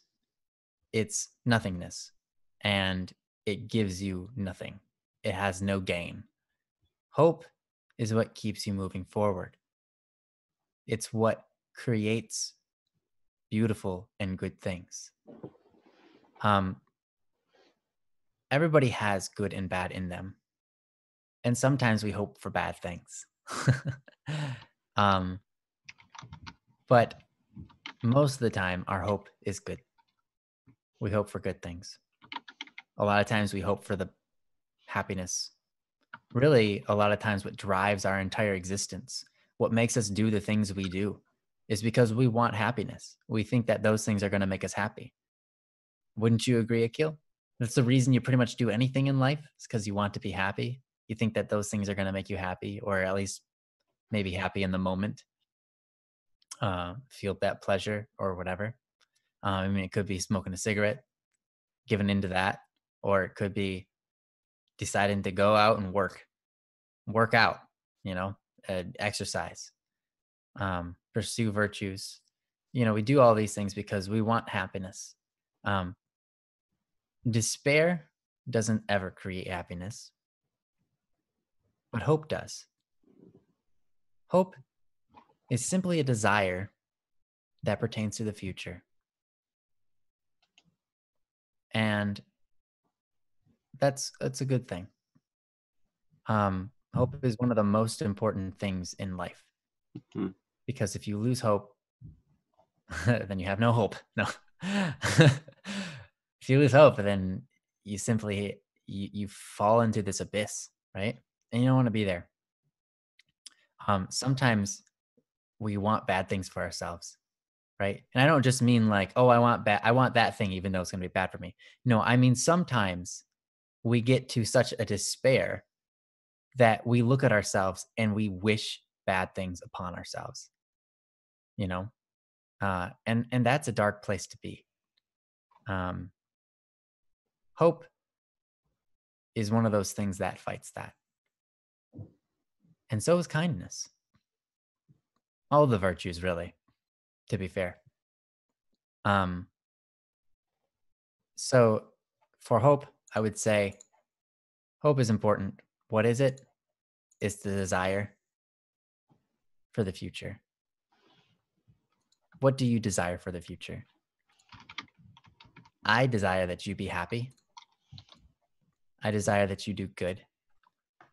I desire that you don't give in to the bad, and that your life amounts to something that you can look up back on and be proud of. Those are things to hope for. And those are good. I want to face the trials because I was quite the cold-blooded person that can't fathom what brought people down so much. Yeah. You know, you get to a point where you're just like, you can't understand people because you can't fathom what hurts people because you're just so cold and dead, I suppose, but not really. You don't care. And I want to say something about that. Sometimes, here's the thing. This is what I found in my life. The more I pursue virtue, like Joe was talking about, the more I get myself on track with what matters, what's valuable. Mm-hmm. What's interesting is that I start to care a whole lot less about everything that doesn't matter. Mm-hmm. And it makes it a whole lot easier to just do the things that are good. It's a matter of perspective, and you have to train that perspective into yourself. But seriously, it's weird because I've been in the position where it's like, I hate everything, and so I don't care about anything. But on the other end of that is I love everything, and I don't care about pretty much anything other than wanting the best. Mm-hmm. And all the little things, sometimes they're like little arguments, right? Or someone gets angry and you're like, I can't even relate to you right now. I am not even emotionally affected by your anger. I want to calm you down and let's get through this. But honestly, I don't really care. I don't care about what you care about because that is hurting you and it doesn't I can't even relate, to be honest. You get to a point where you care about people, you care about the good things, but you have no concern. In fact, you can get to the point where you have no concern over life. And what I mean by that is you're not going to be worried about whether your hands are in the right, whether your life is in the right hands or not. You're not going to be worried about where your life is headed or where others' lives around you are headed. You can trust that things are going to be okay. Because here's the thing, whether you worry about it or not, it's going to happen. Whatever happens is going to happen, you know? But you can focus your mind on the valuable things and let go of the things that make us angry, that make us frustrated, that make us vengeful, you know? And you can let go of all of that. How do you get there? Well, first, I suppose hope would be good. You have to know that you can get there. And let me tell you, you can. Not easy, but it's a state of mind. Honestly, it's just a state of mind. And picking your attitude. Start worrying about the valuable things. Ask yourself what's valuable, and then just everything else, just let it down. Just be like, you know what? It is what it is. Let's do something good.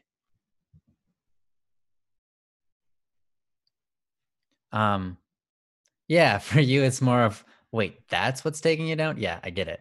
Yeah. Sometimes you can feel like you just can't relate because a certain person is mad about something and you're like, what? Yeah. Really? Yep. Okay. All right.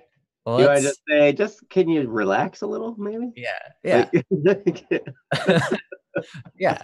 I mean, sometimes that's just how it is. Sometimes you can get to a point where you see the people who are negative all the time and you just cannot relate. And you're like, I don't understand why they're doing that to themselves, because they're hurting themselves. I totally can't even relate to that, because why would you want to do that? It's because they don't know. They just don't know.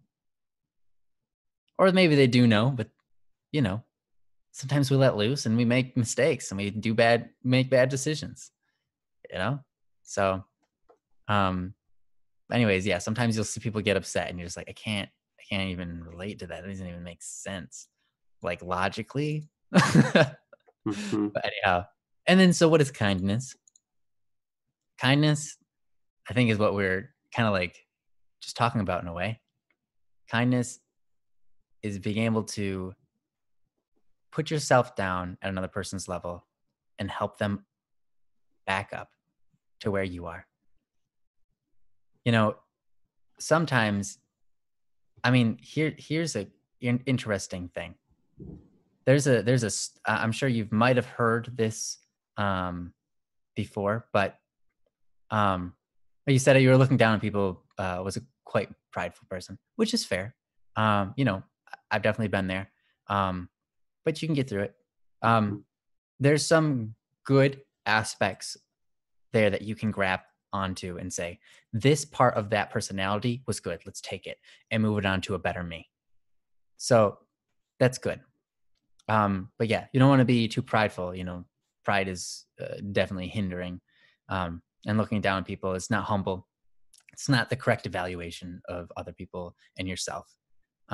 Anyways, the last thing I wanted to say here was so you can put a bunch of crabs in a bucket, right?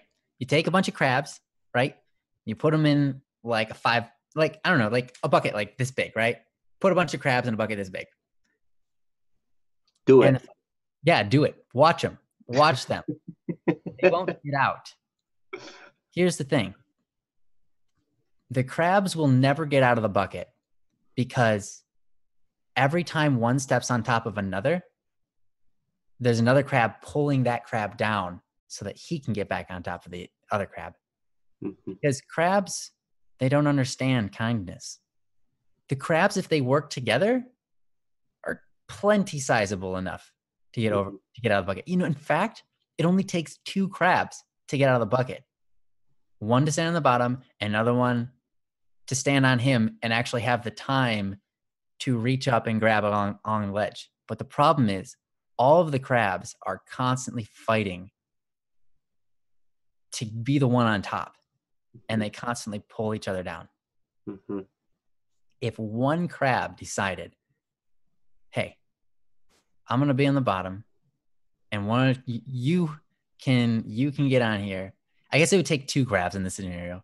one crab not to fight and the other crab to choose to be on the bottom, then one crab could get out. And once one crab gets out, he could tip the whole bucket over because he's on the top. Well, part of it, I think part of it even, yeah, I think part of it even too is even if the bucket's low enough where a crab could get out on his own. Oh, really? When he's trying to get out, another crab will just yank him down. Wow. Really? Oh, wow. It even goes even that far. Dang. And that's a little bit more along the lines of envy. Like, he's about to get out. I better like. Yeah. No, if I'm in here, he's stuck in here with me. Yeah. Yeah. That's envy. Anyhow, so that kindness is being able to, I suppose, put yourself in a position where you're helping somebody else. There's all sorts of different versions of kindness. Some kinds of kindness look pretty tough and rough around the edges. My mom had a boss who is very strict, and he didn't seem like a very kind person, but he would do kind things that, and in almost unkind ways. He would help out. Whenever my mom was in trouble, he would provide her a place to live, money, and things like that to help her get started. He was kind, but also very strict. Some kindnesses are calm, and it's just going down and saying, "Hey, I'm here for you. What do you need?" And being patient, and just an open ear. So kindness is a wide variety of things, but I think one of the best ways you can think of kindness is to just allowing yourself to help someone become stronger, to lift them up, because it never does anything. You are not lowered when you help someone up. In fact, a lot of times when you help someone up, they then help you become stronger. Just the act of helping someone up increases your strength. Anyways, so yeah, kindness kind of cool that circles back to you immediately when you act on it. But yeah, it takes noticing people. It's not easy, but if you can find the ability, if you can find the strength in yourself to fill yourself with love, to have a desire for others, for their best, kindness will come easy, and hope will come very easy. Just to have that desire. I think both of those are in a very tight relationship with love. The definition being to wish the best for another and being willing to do what it takes to get them there. If you have that in your heart, Akil, if you train that, it's something you have to train, but if you train that, sometimes you're going to see someone and they're just having a mental breakdown and they're being angry and you're like, don't want anything to do with them. But if you can remind yourself, I love this person and I want the best for them, that'll calm you down.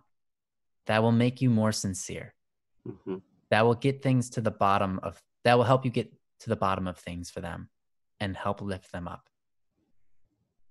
So, yeah, I would say that's my best advice on that. Well, one thing to remember too, Akil, I know you had to go. Hopefully you're either listening to this or you're going to come back and listen to this. But the thing to remember, as you're going down this path and you're doing all these things, and what Ryan was talking about is so key to this whole thing. But the thing to keep in the back of your mind as you're following all that advice is, remember, you are a rational being.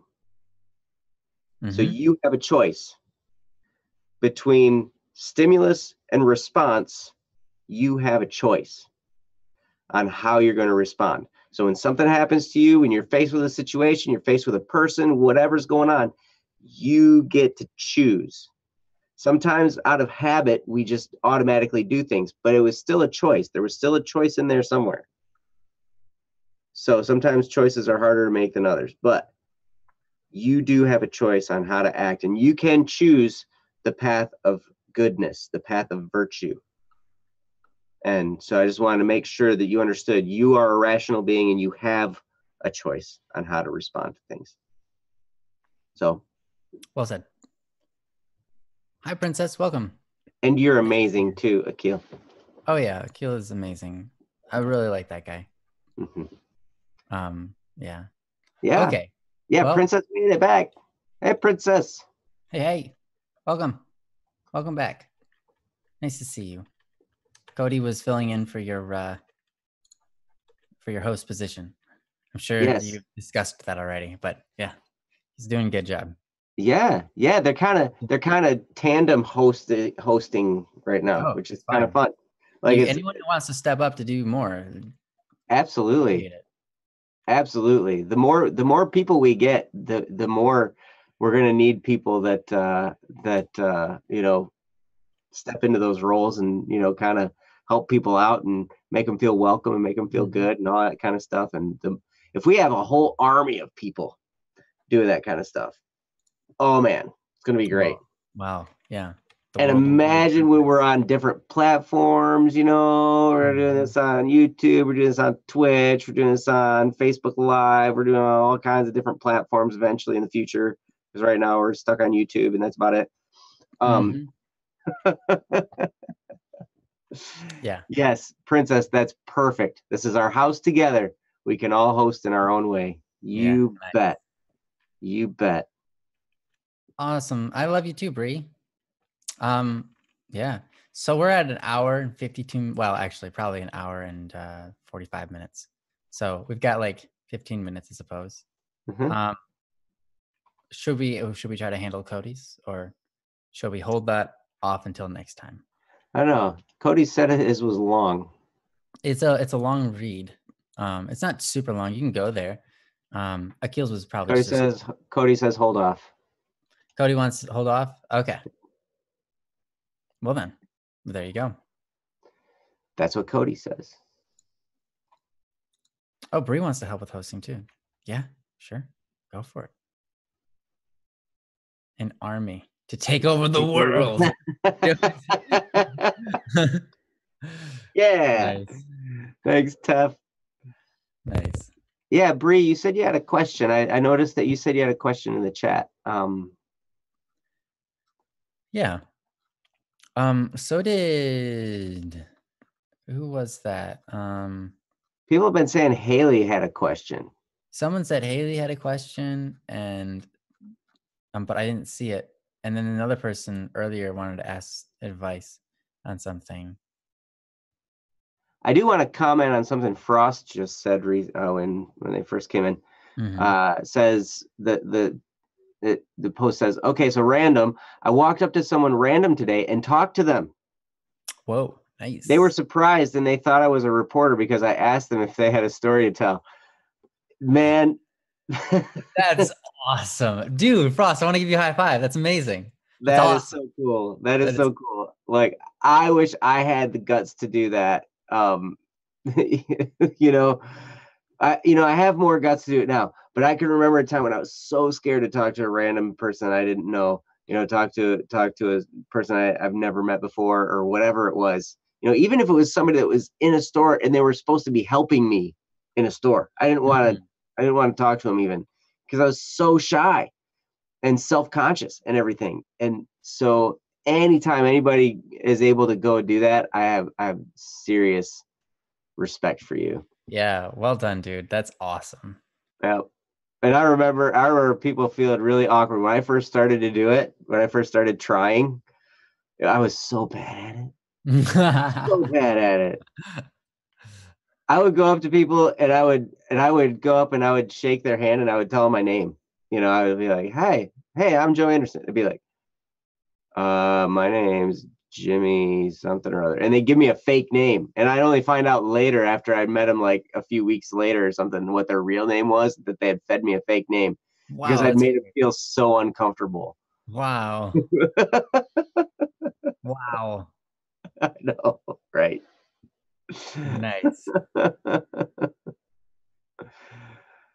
Yes. So anyway, I gotta hand it to you, Frost. That rocks. Yeah, that's so cool. Awesome. Oh, okay. So Bree's right in theirs now. That's Yep. Bree's got part wow. 1 of hers in there. And yeah. We'll have to say Science says we have an army that marches over the fields, band playing, and no one's in this alone. Waving flags with peace signs, shooting confetti guns, and launching polite, reassuring letters. That's right. Launcher. Hope I don't hit someone in the eye with one. Yep. Now we're gonna throw the Book of Joe at him. Oh, throw the Book of Joe. Everyone will think it's a religion. It's an encyclopedia. It's like it's got multiple volumes. Every thought that I've thought through my whole life of thinking, lots of thoughts. You think about a lot of things? I think too much sometimes. I think. Yeah. I think too much. I think too much. Thanks. You ever been in that situation? I used to play a game when I was little. It was called Thinking Things. The curse of Joe will come back one day. What? Why is there a curse? Curse, Cody. What's the curse of Joe? Is there a curse? There's a Book of Joe. What's the curse?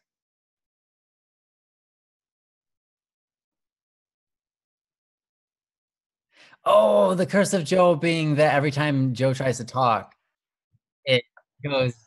Oh, yes. When Jeff was here. Yes. That's right. I forgot. You know what? I had blocked that out of my head because it was such a traumatic. Traumatic, indeed. I was traumatized by that, and so I had blocked it out, and now I've been reminded. Oh, I'm sorry. But yes, I remember that. That was crazy. I can't help but just laugh because of yeah. Oh, thanks, Princess. She pets me. Thank you. Thanks. Yes, I need many a hug from many a people. From cannot hug back.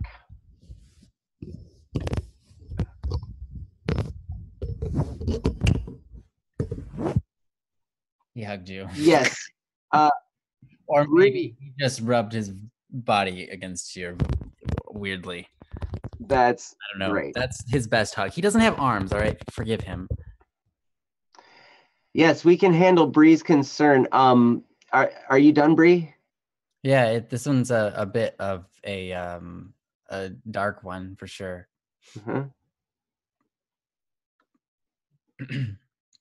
Yep. So Bree, if you're all set, we'd be happy to read it and kind of handle it. Well, you can read what's already been written. Bree says, well, last weekend something happened at my friend's house. The cable guy came over and he touched my friend, and he almost touched me. She sobbed in my arms, and all I could do was hold her. I'm guessing he touched her inappropriately. And it continues, the police are getting involved now. I can't help but feel like it's my fault.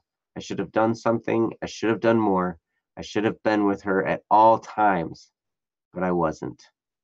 She continues now. Yep, and continues. I'm going to see her at school on Monday, and I cry every time I think about it. I'm a terrible friend. I wasn't there for her. Now my cat is sick. He won't eat, and I just hate it.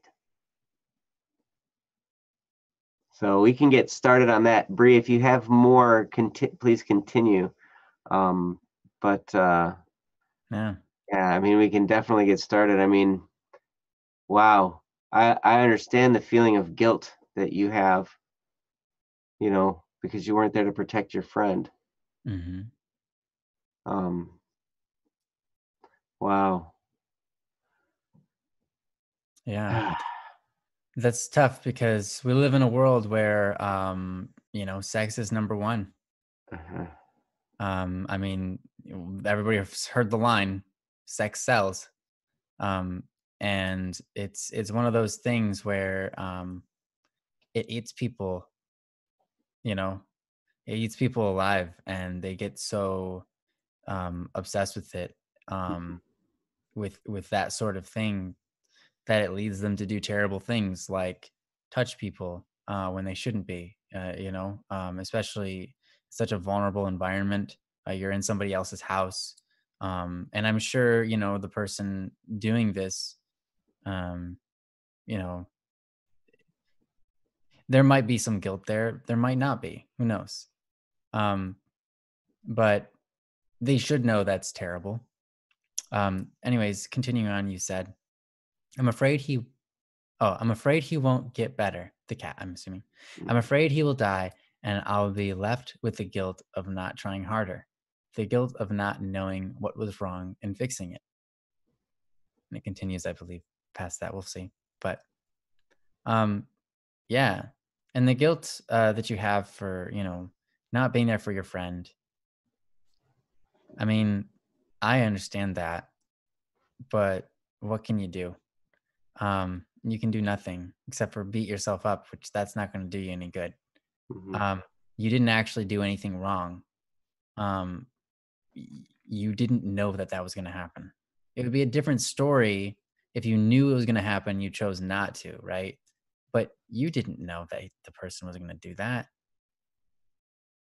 so you are not guilty in any way. So I don't want you to beat yourself up over it. I understand the pain, and it's okay to have that pain, for your friend, and say, I'm so sorry, you know, and all you can do is console them.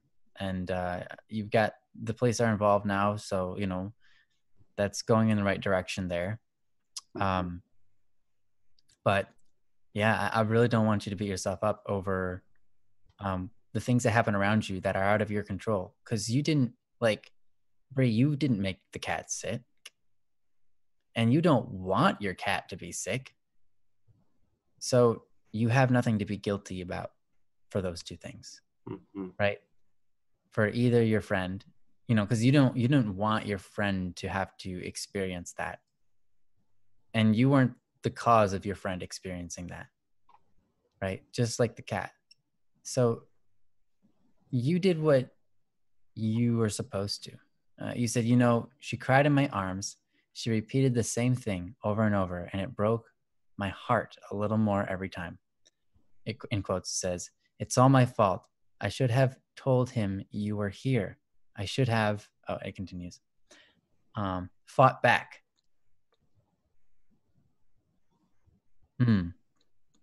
Yeah. So this is the friend saying that she feels like it was all her fault. The friend feels like it's her fault, and you feel like it's your fault because neither of you were fighting back at the moment. You didn't fight back because you didn't know. You should have been there to protect her, as you said. There's nothing better you could have done.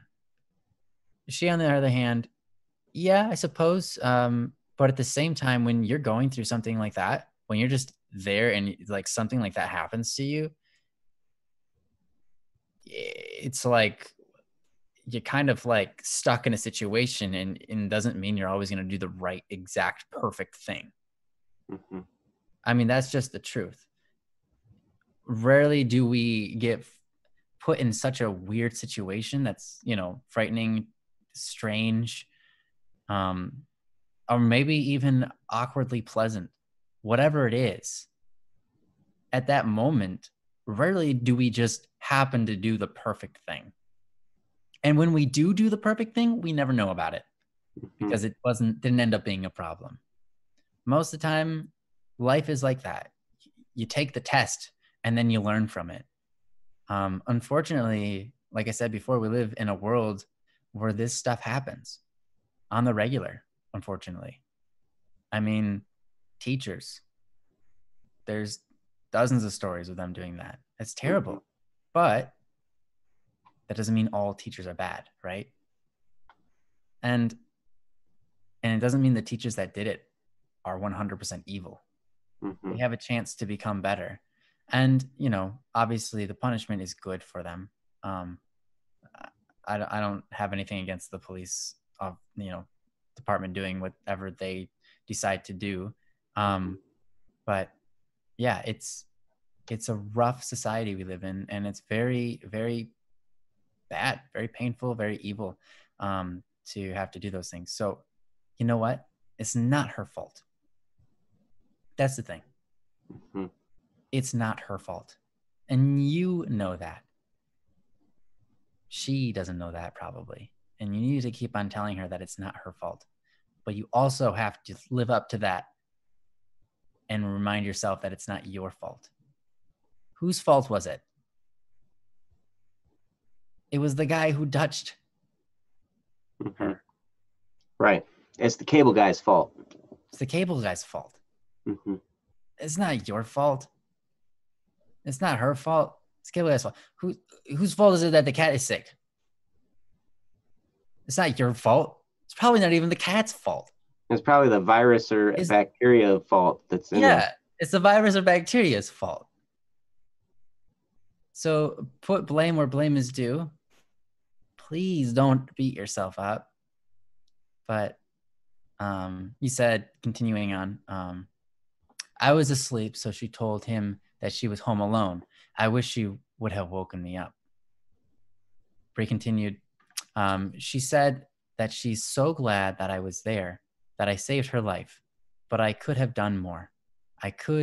He took her into a room to show her something, but I should have went with her. That's terrible. Yeah. And I understand the feeling that you have, even though deep down inside, Bree, I'm sure you know that it wasn't your fault. And I'm sure your friend knows that it wasn't her fault. I'm sure deep down inside you know that, but that doesn't erase the feeling like you are at fault. It doesn't erase the feeling like, oh, if I only would have done this, or if only I would have done that.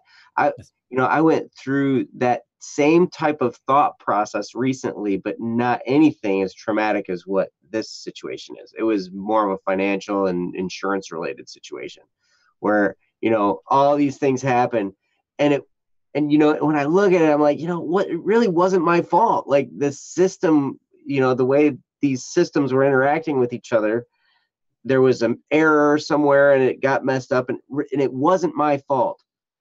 But I still look back at it and I'm like, if only I would have done this instead of that, this never would have happened. And then none of this would have taken place. So it was my fault. But the thing is, it wasn't my fault because I was just doing what I was supposed to be doing. And in this case, you were sleeping. Your friend was in a vulnerable position and she was, basically lied to and manipulated into moving into this position of having this happen. So deep down inside, I want you to please understand, even if it doesn't totally get into you all the way, it was the guy's fault. The person who performed the evil, it was their fault that this happened. They are the person responsible for this. It was not yours. It was not your friend's. But that doesn't mean that we can't feel like it's our fault. And that's a really hard thing to deal with. And it's a hard thing to overcome. And sometimes the more you tell yourself it wasn't my fault, sometimes the harder it is to really think that, because you just deny it in your head. We just play that mental game with ourselves. And it can be so hard. Bree, first of all, I'm so sorry for this experience that you had and your friend. Wow. That's horrendous. And I'm glad the police are involved. I'm glad that there's something is going to happen, because really, that's the right thing to be happening. That's kind of why BSS exists, to hopefully stop things like this before it ever comes to it. Because, the deeper you go down that rabbit hole, the more risky you become and the more less sensible you become, and then you start touching people, and you at some point, some people don't even find guilt in doing those type of things. It's terrible. Um, and so, you know, I always advise people stay away from the sex scene, because that could be you. You think Mm-hmm. I would never do that? Trust me, you can get there. You Mm-hmm. can. You could find yourself in that situation and be tempted and do something like that. If Mm-hmm. if you're anybody who's, watching that kind of stuff and really, whatever, digging into that scene and making that your habit of pleasure, it can get very dark. It Mm-hmm. can be very bad for Yep. you, and for your entire life and for the people around you and the people you affect. Um, so I hope that no one here has to suffer through that. But if you are, we're here for you, and we want to help you get through it. Um, but yeah, it's rotten. And Brie, I'm so sorry. And Joe's right. There are so many people in the world that have been, um, what do you call that? Molested or whatever. And that guilt lives with them for a long time. Yep. And they feel like they're responsible because they didn't turn it off before it was too late. Mm-hmm. But I wish I could go to those people and just give them a hug and say, it's not your fault. It's not your fault. And I hope that you guys can get through this quickly. I know it's hard. Um, but it's one of those things that hopefully time will heal. And hopefully that time will be short. But yeah, I feel for you guys. Mm-hmm. You Yep. said you've been in the same situation as her multiple times, and I understand. I wish someone would have stopped them sooner, like I stopped him for her. I'm just glad that it didn't go farther. Mm-hmm. I'm glad too. I'm very glad that it didn't go farther than that. So good job. Yeah, Bree, you did the right things, honestly. And you you did. stopped it from going farther. Good job. Good job. I mean, Yep. and and she needs to know that it's not her fault. She needs to know that, yeah, okay, right. She could have said no. But when you're in the moment, you don't always act perfectly. Mm-hmm. A lot of times you look back in the past and you're like, oh, I probably should have done that.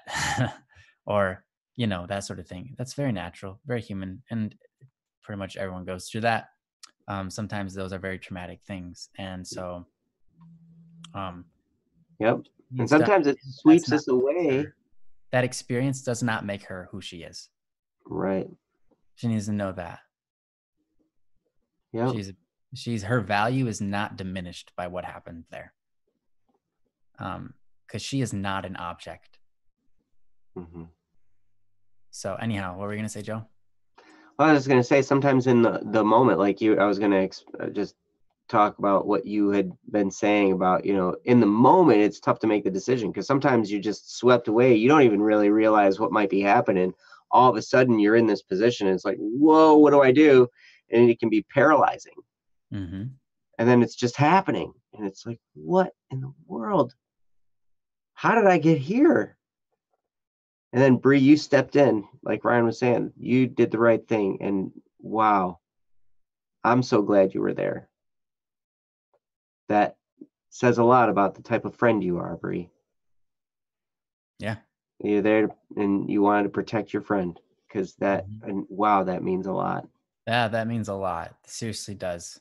Mm-hmm. What you did then, you'll probably never know how beautiful what you did was for that person. Um, but they'll probably remember it, and you're gonna be their hero. Mm-hmm. Um, I mean, seriously. Yep. Yep. So wow. Mm-hmm. I'm so sorry you had to experience that, Bree. I wish there was a paintbrush I had, to paint over the whole thing and, make it better. Yeah. Yep. So yeah. Bree says she's smaller than me, and he was a lot bigger than us, but I could have done something. You did. You did do something. When you realized what was going on, you helped her out. And so you did. You know, life is so full. I used to say this all the time. You know, like there are some people that I know that have a habit of saying, well, I could have done this, or you could have done that, or you should have done this, you should have done that. Yeah. And it's like, you know, I heard a speaker one time say, don't let anybody shut on you. Whoa. Yep. And you shouldn't should on yourself either. Nice. But the point of all that is, yes, you could have done more. Yes, maybe you should have done more, but you did the best you could with what you had at the time, with the knowledge of the situation going on, with all the experience and all the little nuances of that situation. You did the absolute best you could with what you had. And that sometimes that's where we got to leave it, because I remember telling, you know, this person, they're like, well, you should have done that. You should have done that. I'm like, you're absolutely right. I should have done that. You're absolutely right. But you know what? I didn't, because I didn't know that that's what I should have been doing. First of all, I didn't know this was even happening, or whatever, you know, other things was going on, and I was blinded by this other thing or whatever. There's all kinds of stuff going on in the situation. You look back on it, you're like, yes, well, I should have been doing this, I should have been doing that, but I wasn't, because I was busy dealing with all this other stuff, you know. And I can only imagine if you were asleep and then you wake up and that's going on. That's a crazy thing to wake up to. Like, I know me, when I first wake up, I'm out of it. I am not making proper decisions. Like, that's not the time to make life-changing decisions when I wake up. But I tell you, I understand the pain involved in this, and I understand the guilt and just the trauma involved in this type of an event, in this experience. And wow, I'm so sorry again they had to go through that. I wish you didn't have to go through that. Yeah. But to heal from this, you know what we always say, the path to healing is through forgiveness. And the first people to forgive are yourselves in this situation. And you need to understand that it wasn't your fault. And it wasn't your friend's fault. And when you forgive yourselves, because you did the best you could. You did what you could, and you got swept away by the experience, and the experience happened. And it was beyond your control. But then what you could do, you did. And like Ryan was saying, that was so heroic for you to do that, Bree. You stopped it before it went further. And that was heroic. You're a hero in that, you know, sometimes you look at heroes and you think everything's perfect with them, but the truth is they were just doing what they could when it was in front of them, you know, with whatever it was. An opportunity of terrible something bad happened, and they happened to do something good in it to stop it. I mean, that's what you did. Yep. You know, Bree, one last thing. I think that you probably grew up in an environment that was very unforgiving. And I want you to say, don't be like them. Don't be like them. You got to forgive yourself. You got to be a forgiving. You have to be able to forgive yourself in order to move on from and forgive other people too. in order to move on from things like this. Because you hold a grudge your entire life, what's that going to do? It's going to eat you up. It's going to eat you up. Yeah. Not in a good way. Not like you tell your children, like, oh my gosh, you're so cute. I want to eat you up. in a bad way. Eat you up in a bad way. Right now, I understand you don't have to forgive him yet, but get there. And with time, and let it go, because the past is the past, and you got to wish for him to be a better person, because you don't want him to do that. Right. So looks like you were right, Bree. Right, Ryan. Bree says, I was raised with no forgiveness, and this is what I deserve. Yeah. Well, I understand your feeling, but that's not what you deserve. I understand you might think that way or feel that way, but the truth is that it's not what you deserve. And as hard as it might be, you can start to take the steps to forgive the guilt that you feel inside. And I like the message that Science, I think, said, and Cody here. You haven't done anything wrong. You didn't do anything that really needs to be forgiven. But since you feel the guilt inside, you feel like, you didn't do something that you should have been doing. But all the experiences, all the things that were happening in that time clouded everything, and you did the best you could. And so all the things that you missed in that experience, that's where the forgiveness needs to come in. It's like, okay, yep, I missed this, I missed this, I missed this. I didn't do this when I should have been doing that. Okay. But I did the best I could, and I have to forgive myself for the rest. As hard as that is to do, because forgiving yourself is the hardest person to forgive. At least in my case. I think that's true for most people. It's pretty much true for everybody. But Bree, we love you. And we're so glad when you come around. And I'm so sorry, because sometimes you come around and you're dealing with such a crazy, immense struggle. And I'm so sorry that you got to go through these things. Yeah, me too. And this one was tough. This one might be one of the toughest. So, but wow, do we ever love to see you here. And I love the love you have for the community here and for us, and the hearts that you share and everything. You're such a tremendous friend. Tremendous. You absolutely are. Your friend has a very special friend that is you. She's lucky to have you. I mean, imagine if you weren't there at all. Imagine that. Don't actually imagine that. But you see what I'm saying? Right. Since you were there. Because you were there, you helped out so much. So you can't beat yourself up. Not after that. You have to appreciate and be glad that you were there to do something.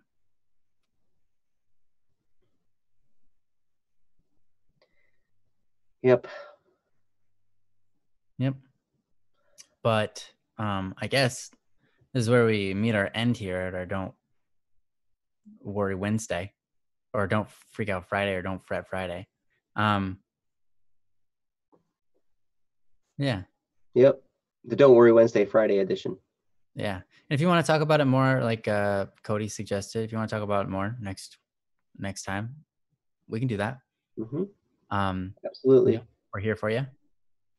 And we know that you're here for us. So we appreciate that. So yeah.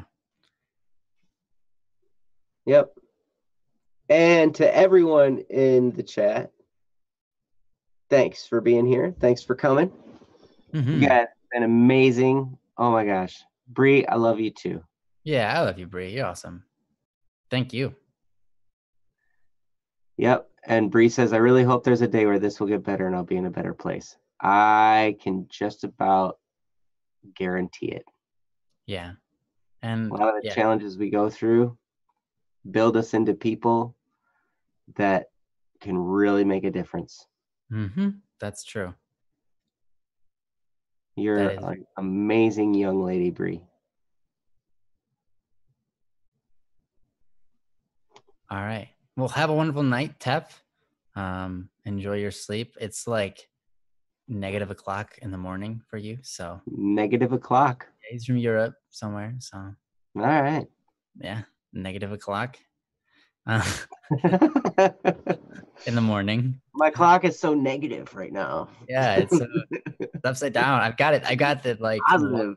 I've got the hands, you know, and they're facing the wall. So I can't even see what's on the clock. And they're turning back, I think. Almost 4. Wow, Tef. Yeah. You're awesome. It's not going tick-tock anymore. It's going tock-tick. I don't know what's going on, but it's tock-ticking. Yep.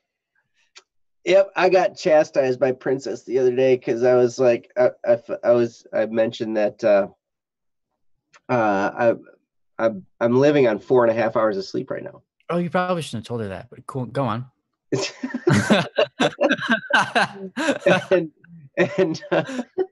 Well, it was interesting because when I said it was now, see, it used to be I was living on 6 hours of sleep, and once in a while I was doing 4.5, and I was like, okay, but now it's like 4.5 is like the regular thing. So if I get 6 hours of sleep, I feel all weird and groggy and weird, like I get too much sleep. You know what I mean? So I mentioned to Princess, I was like, yeah, now like 4.5 is like the main thing. Like that's my normal amount of sleep. Most of the time, I don't even get a nap anymore during the day. You know, like a lot of times I'll get like a 20-minute nap or something like that. I was like, so now 4.5 is a new thing. Must be time to push for 3. Don't do it, man. You know what happens. Last time I did that, I ended up waking up in some really, really weird. Yeah, you don't. You don't need wet carpet, so not in the corner of the room. So yeah, I recommend not doing that one. You know what happens. You know what happens when you try 3. But that took 2 weeks of 3 hours of sleep. Okay. Yeah. I get plenty of sleep. 4.5. Yeah. Hey, you know what? Here's my thing. Like, I never criticize anybody on the amount of sleep that they get. Oh, not audio is all cutting out and stuff. Yeah. Anybody can do anything that they want to do. Like, I don't care. Right. If you want to try living only eating 1 meal a day instead of 3, all the more power to you. If you want to live, you know, sleeping only 2 hours every day, more power to you. Good luck. I'm not going to care either way. Just do what you want to do. I didn't hear hardly anything you just said because my audio cut out, so I had to like turn my thing off and on again. I had to turn it off and on again. I'm just telling people that I don't criticize on people's eating and sleeping schedules. Oh. Here's the thing. If they're still alive, cool. Then don't worry about it. If they still have energy, cool. Don't worry about it. If they're still doing all right, they're getting things done, don't worry about it. But if you see that it's like, okay, look, I can tell that you're tired all the time. Are you eating? Are you sleeping? If one of those is a no, then we need to fix that. Like, then it's okay to worry. But if they're all right, let them be their own thing. Let them do their own thing. No reason to create concern where concern is unnecessary. Bree's crying because I'm not sleeping enough. I'm so sorry. All right. Well, at any rate, we should close this down because we're at the 2 hours and 30-minute mark. Joe, why did you do this? What? I'm blaming it on you. Oh, yeah. Okay. It's my fault. Yeah. No, it's my fault. I'll take it. Don't you dare take this. You're the host. You're the host. And you're all top bunk. Dang straight. Top bunk host. That's whose fault it is. What now? That's why your name comes first. on the podcast. All right. I'll take, yeah, so I can take the fault of Because everything. it's your fault. That's right. Awesome. Well, I hope you all have a beautiful rest of your life. We'll see you again next time if you come and join us. It's okay. It's okay. Like most people say, have a nice day or have a nice, people even shorten it to like have a good night. Like that's such a small frame of time. Why not just expand that out to the longest period of time that exists? Yeah, but when you say that, sometimes Have you're saying, have a good life, like we're never going to see you again ever. Yeah, have the best, most amazing eternity. Ever. And I'll see you throughout it. So you always got to add the end part because people do assume that you really. Right. We'll see you again because we're going to be here on Wednesday. This Wednesday. And next Wednesday. That's right. It's the same thing.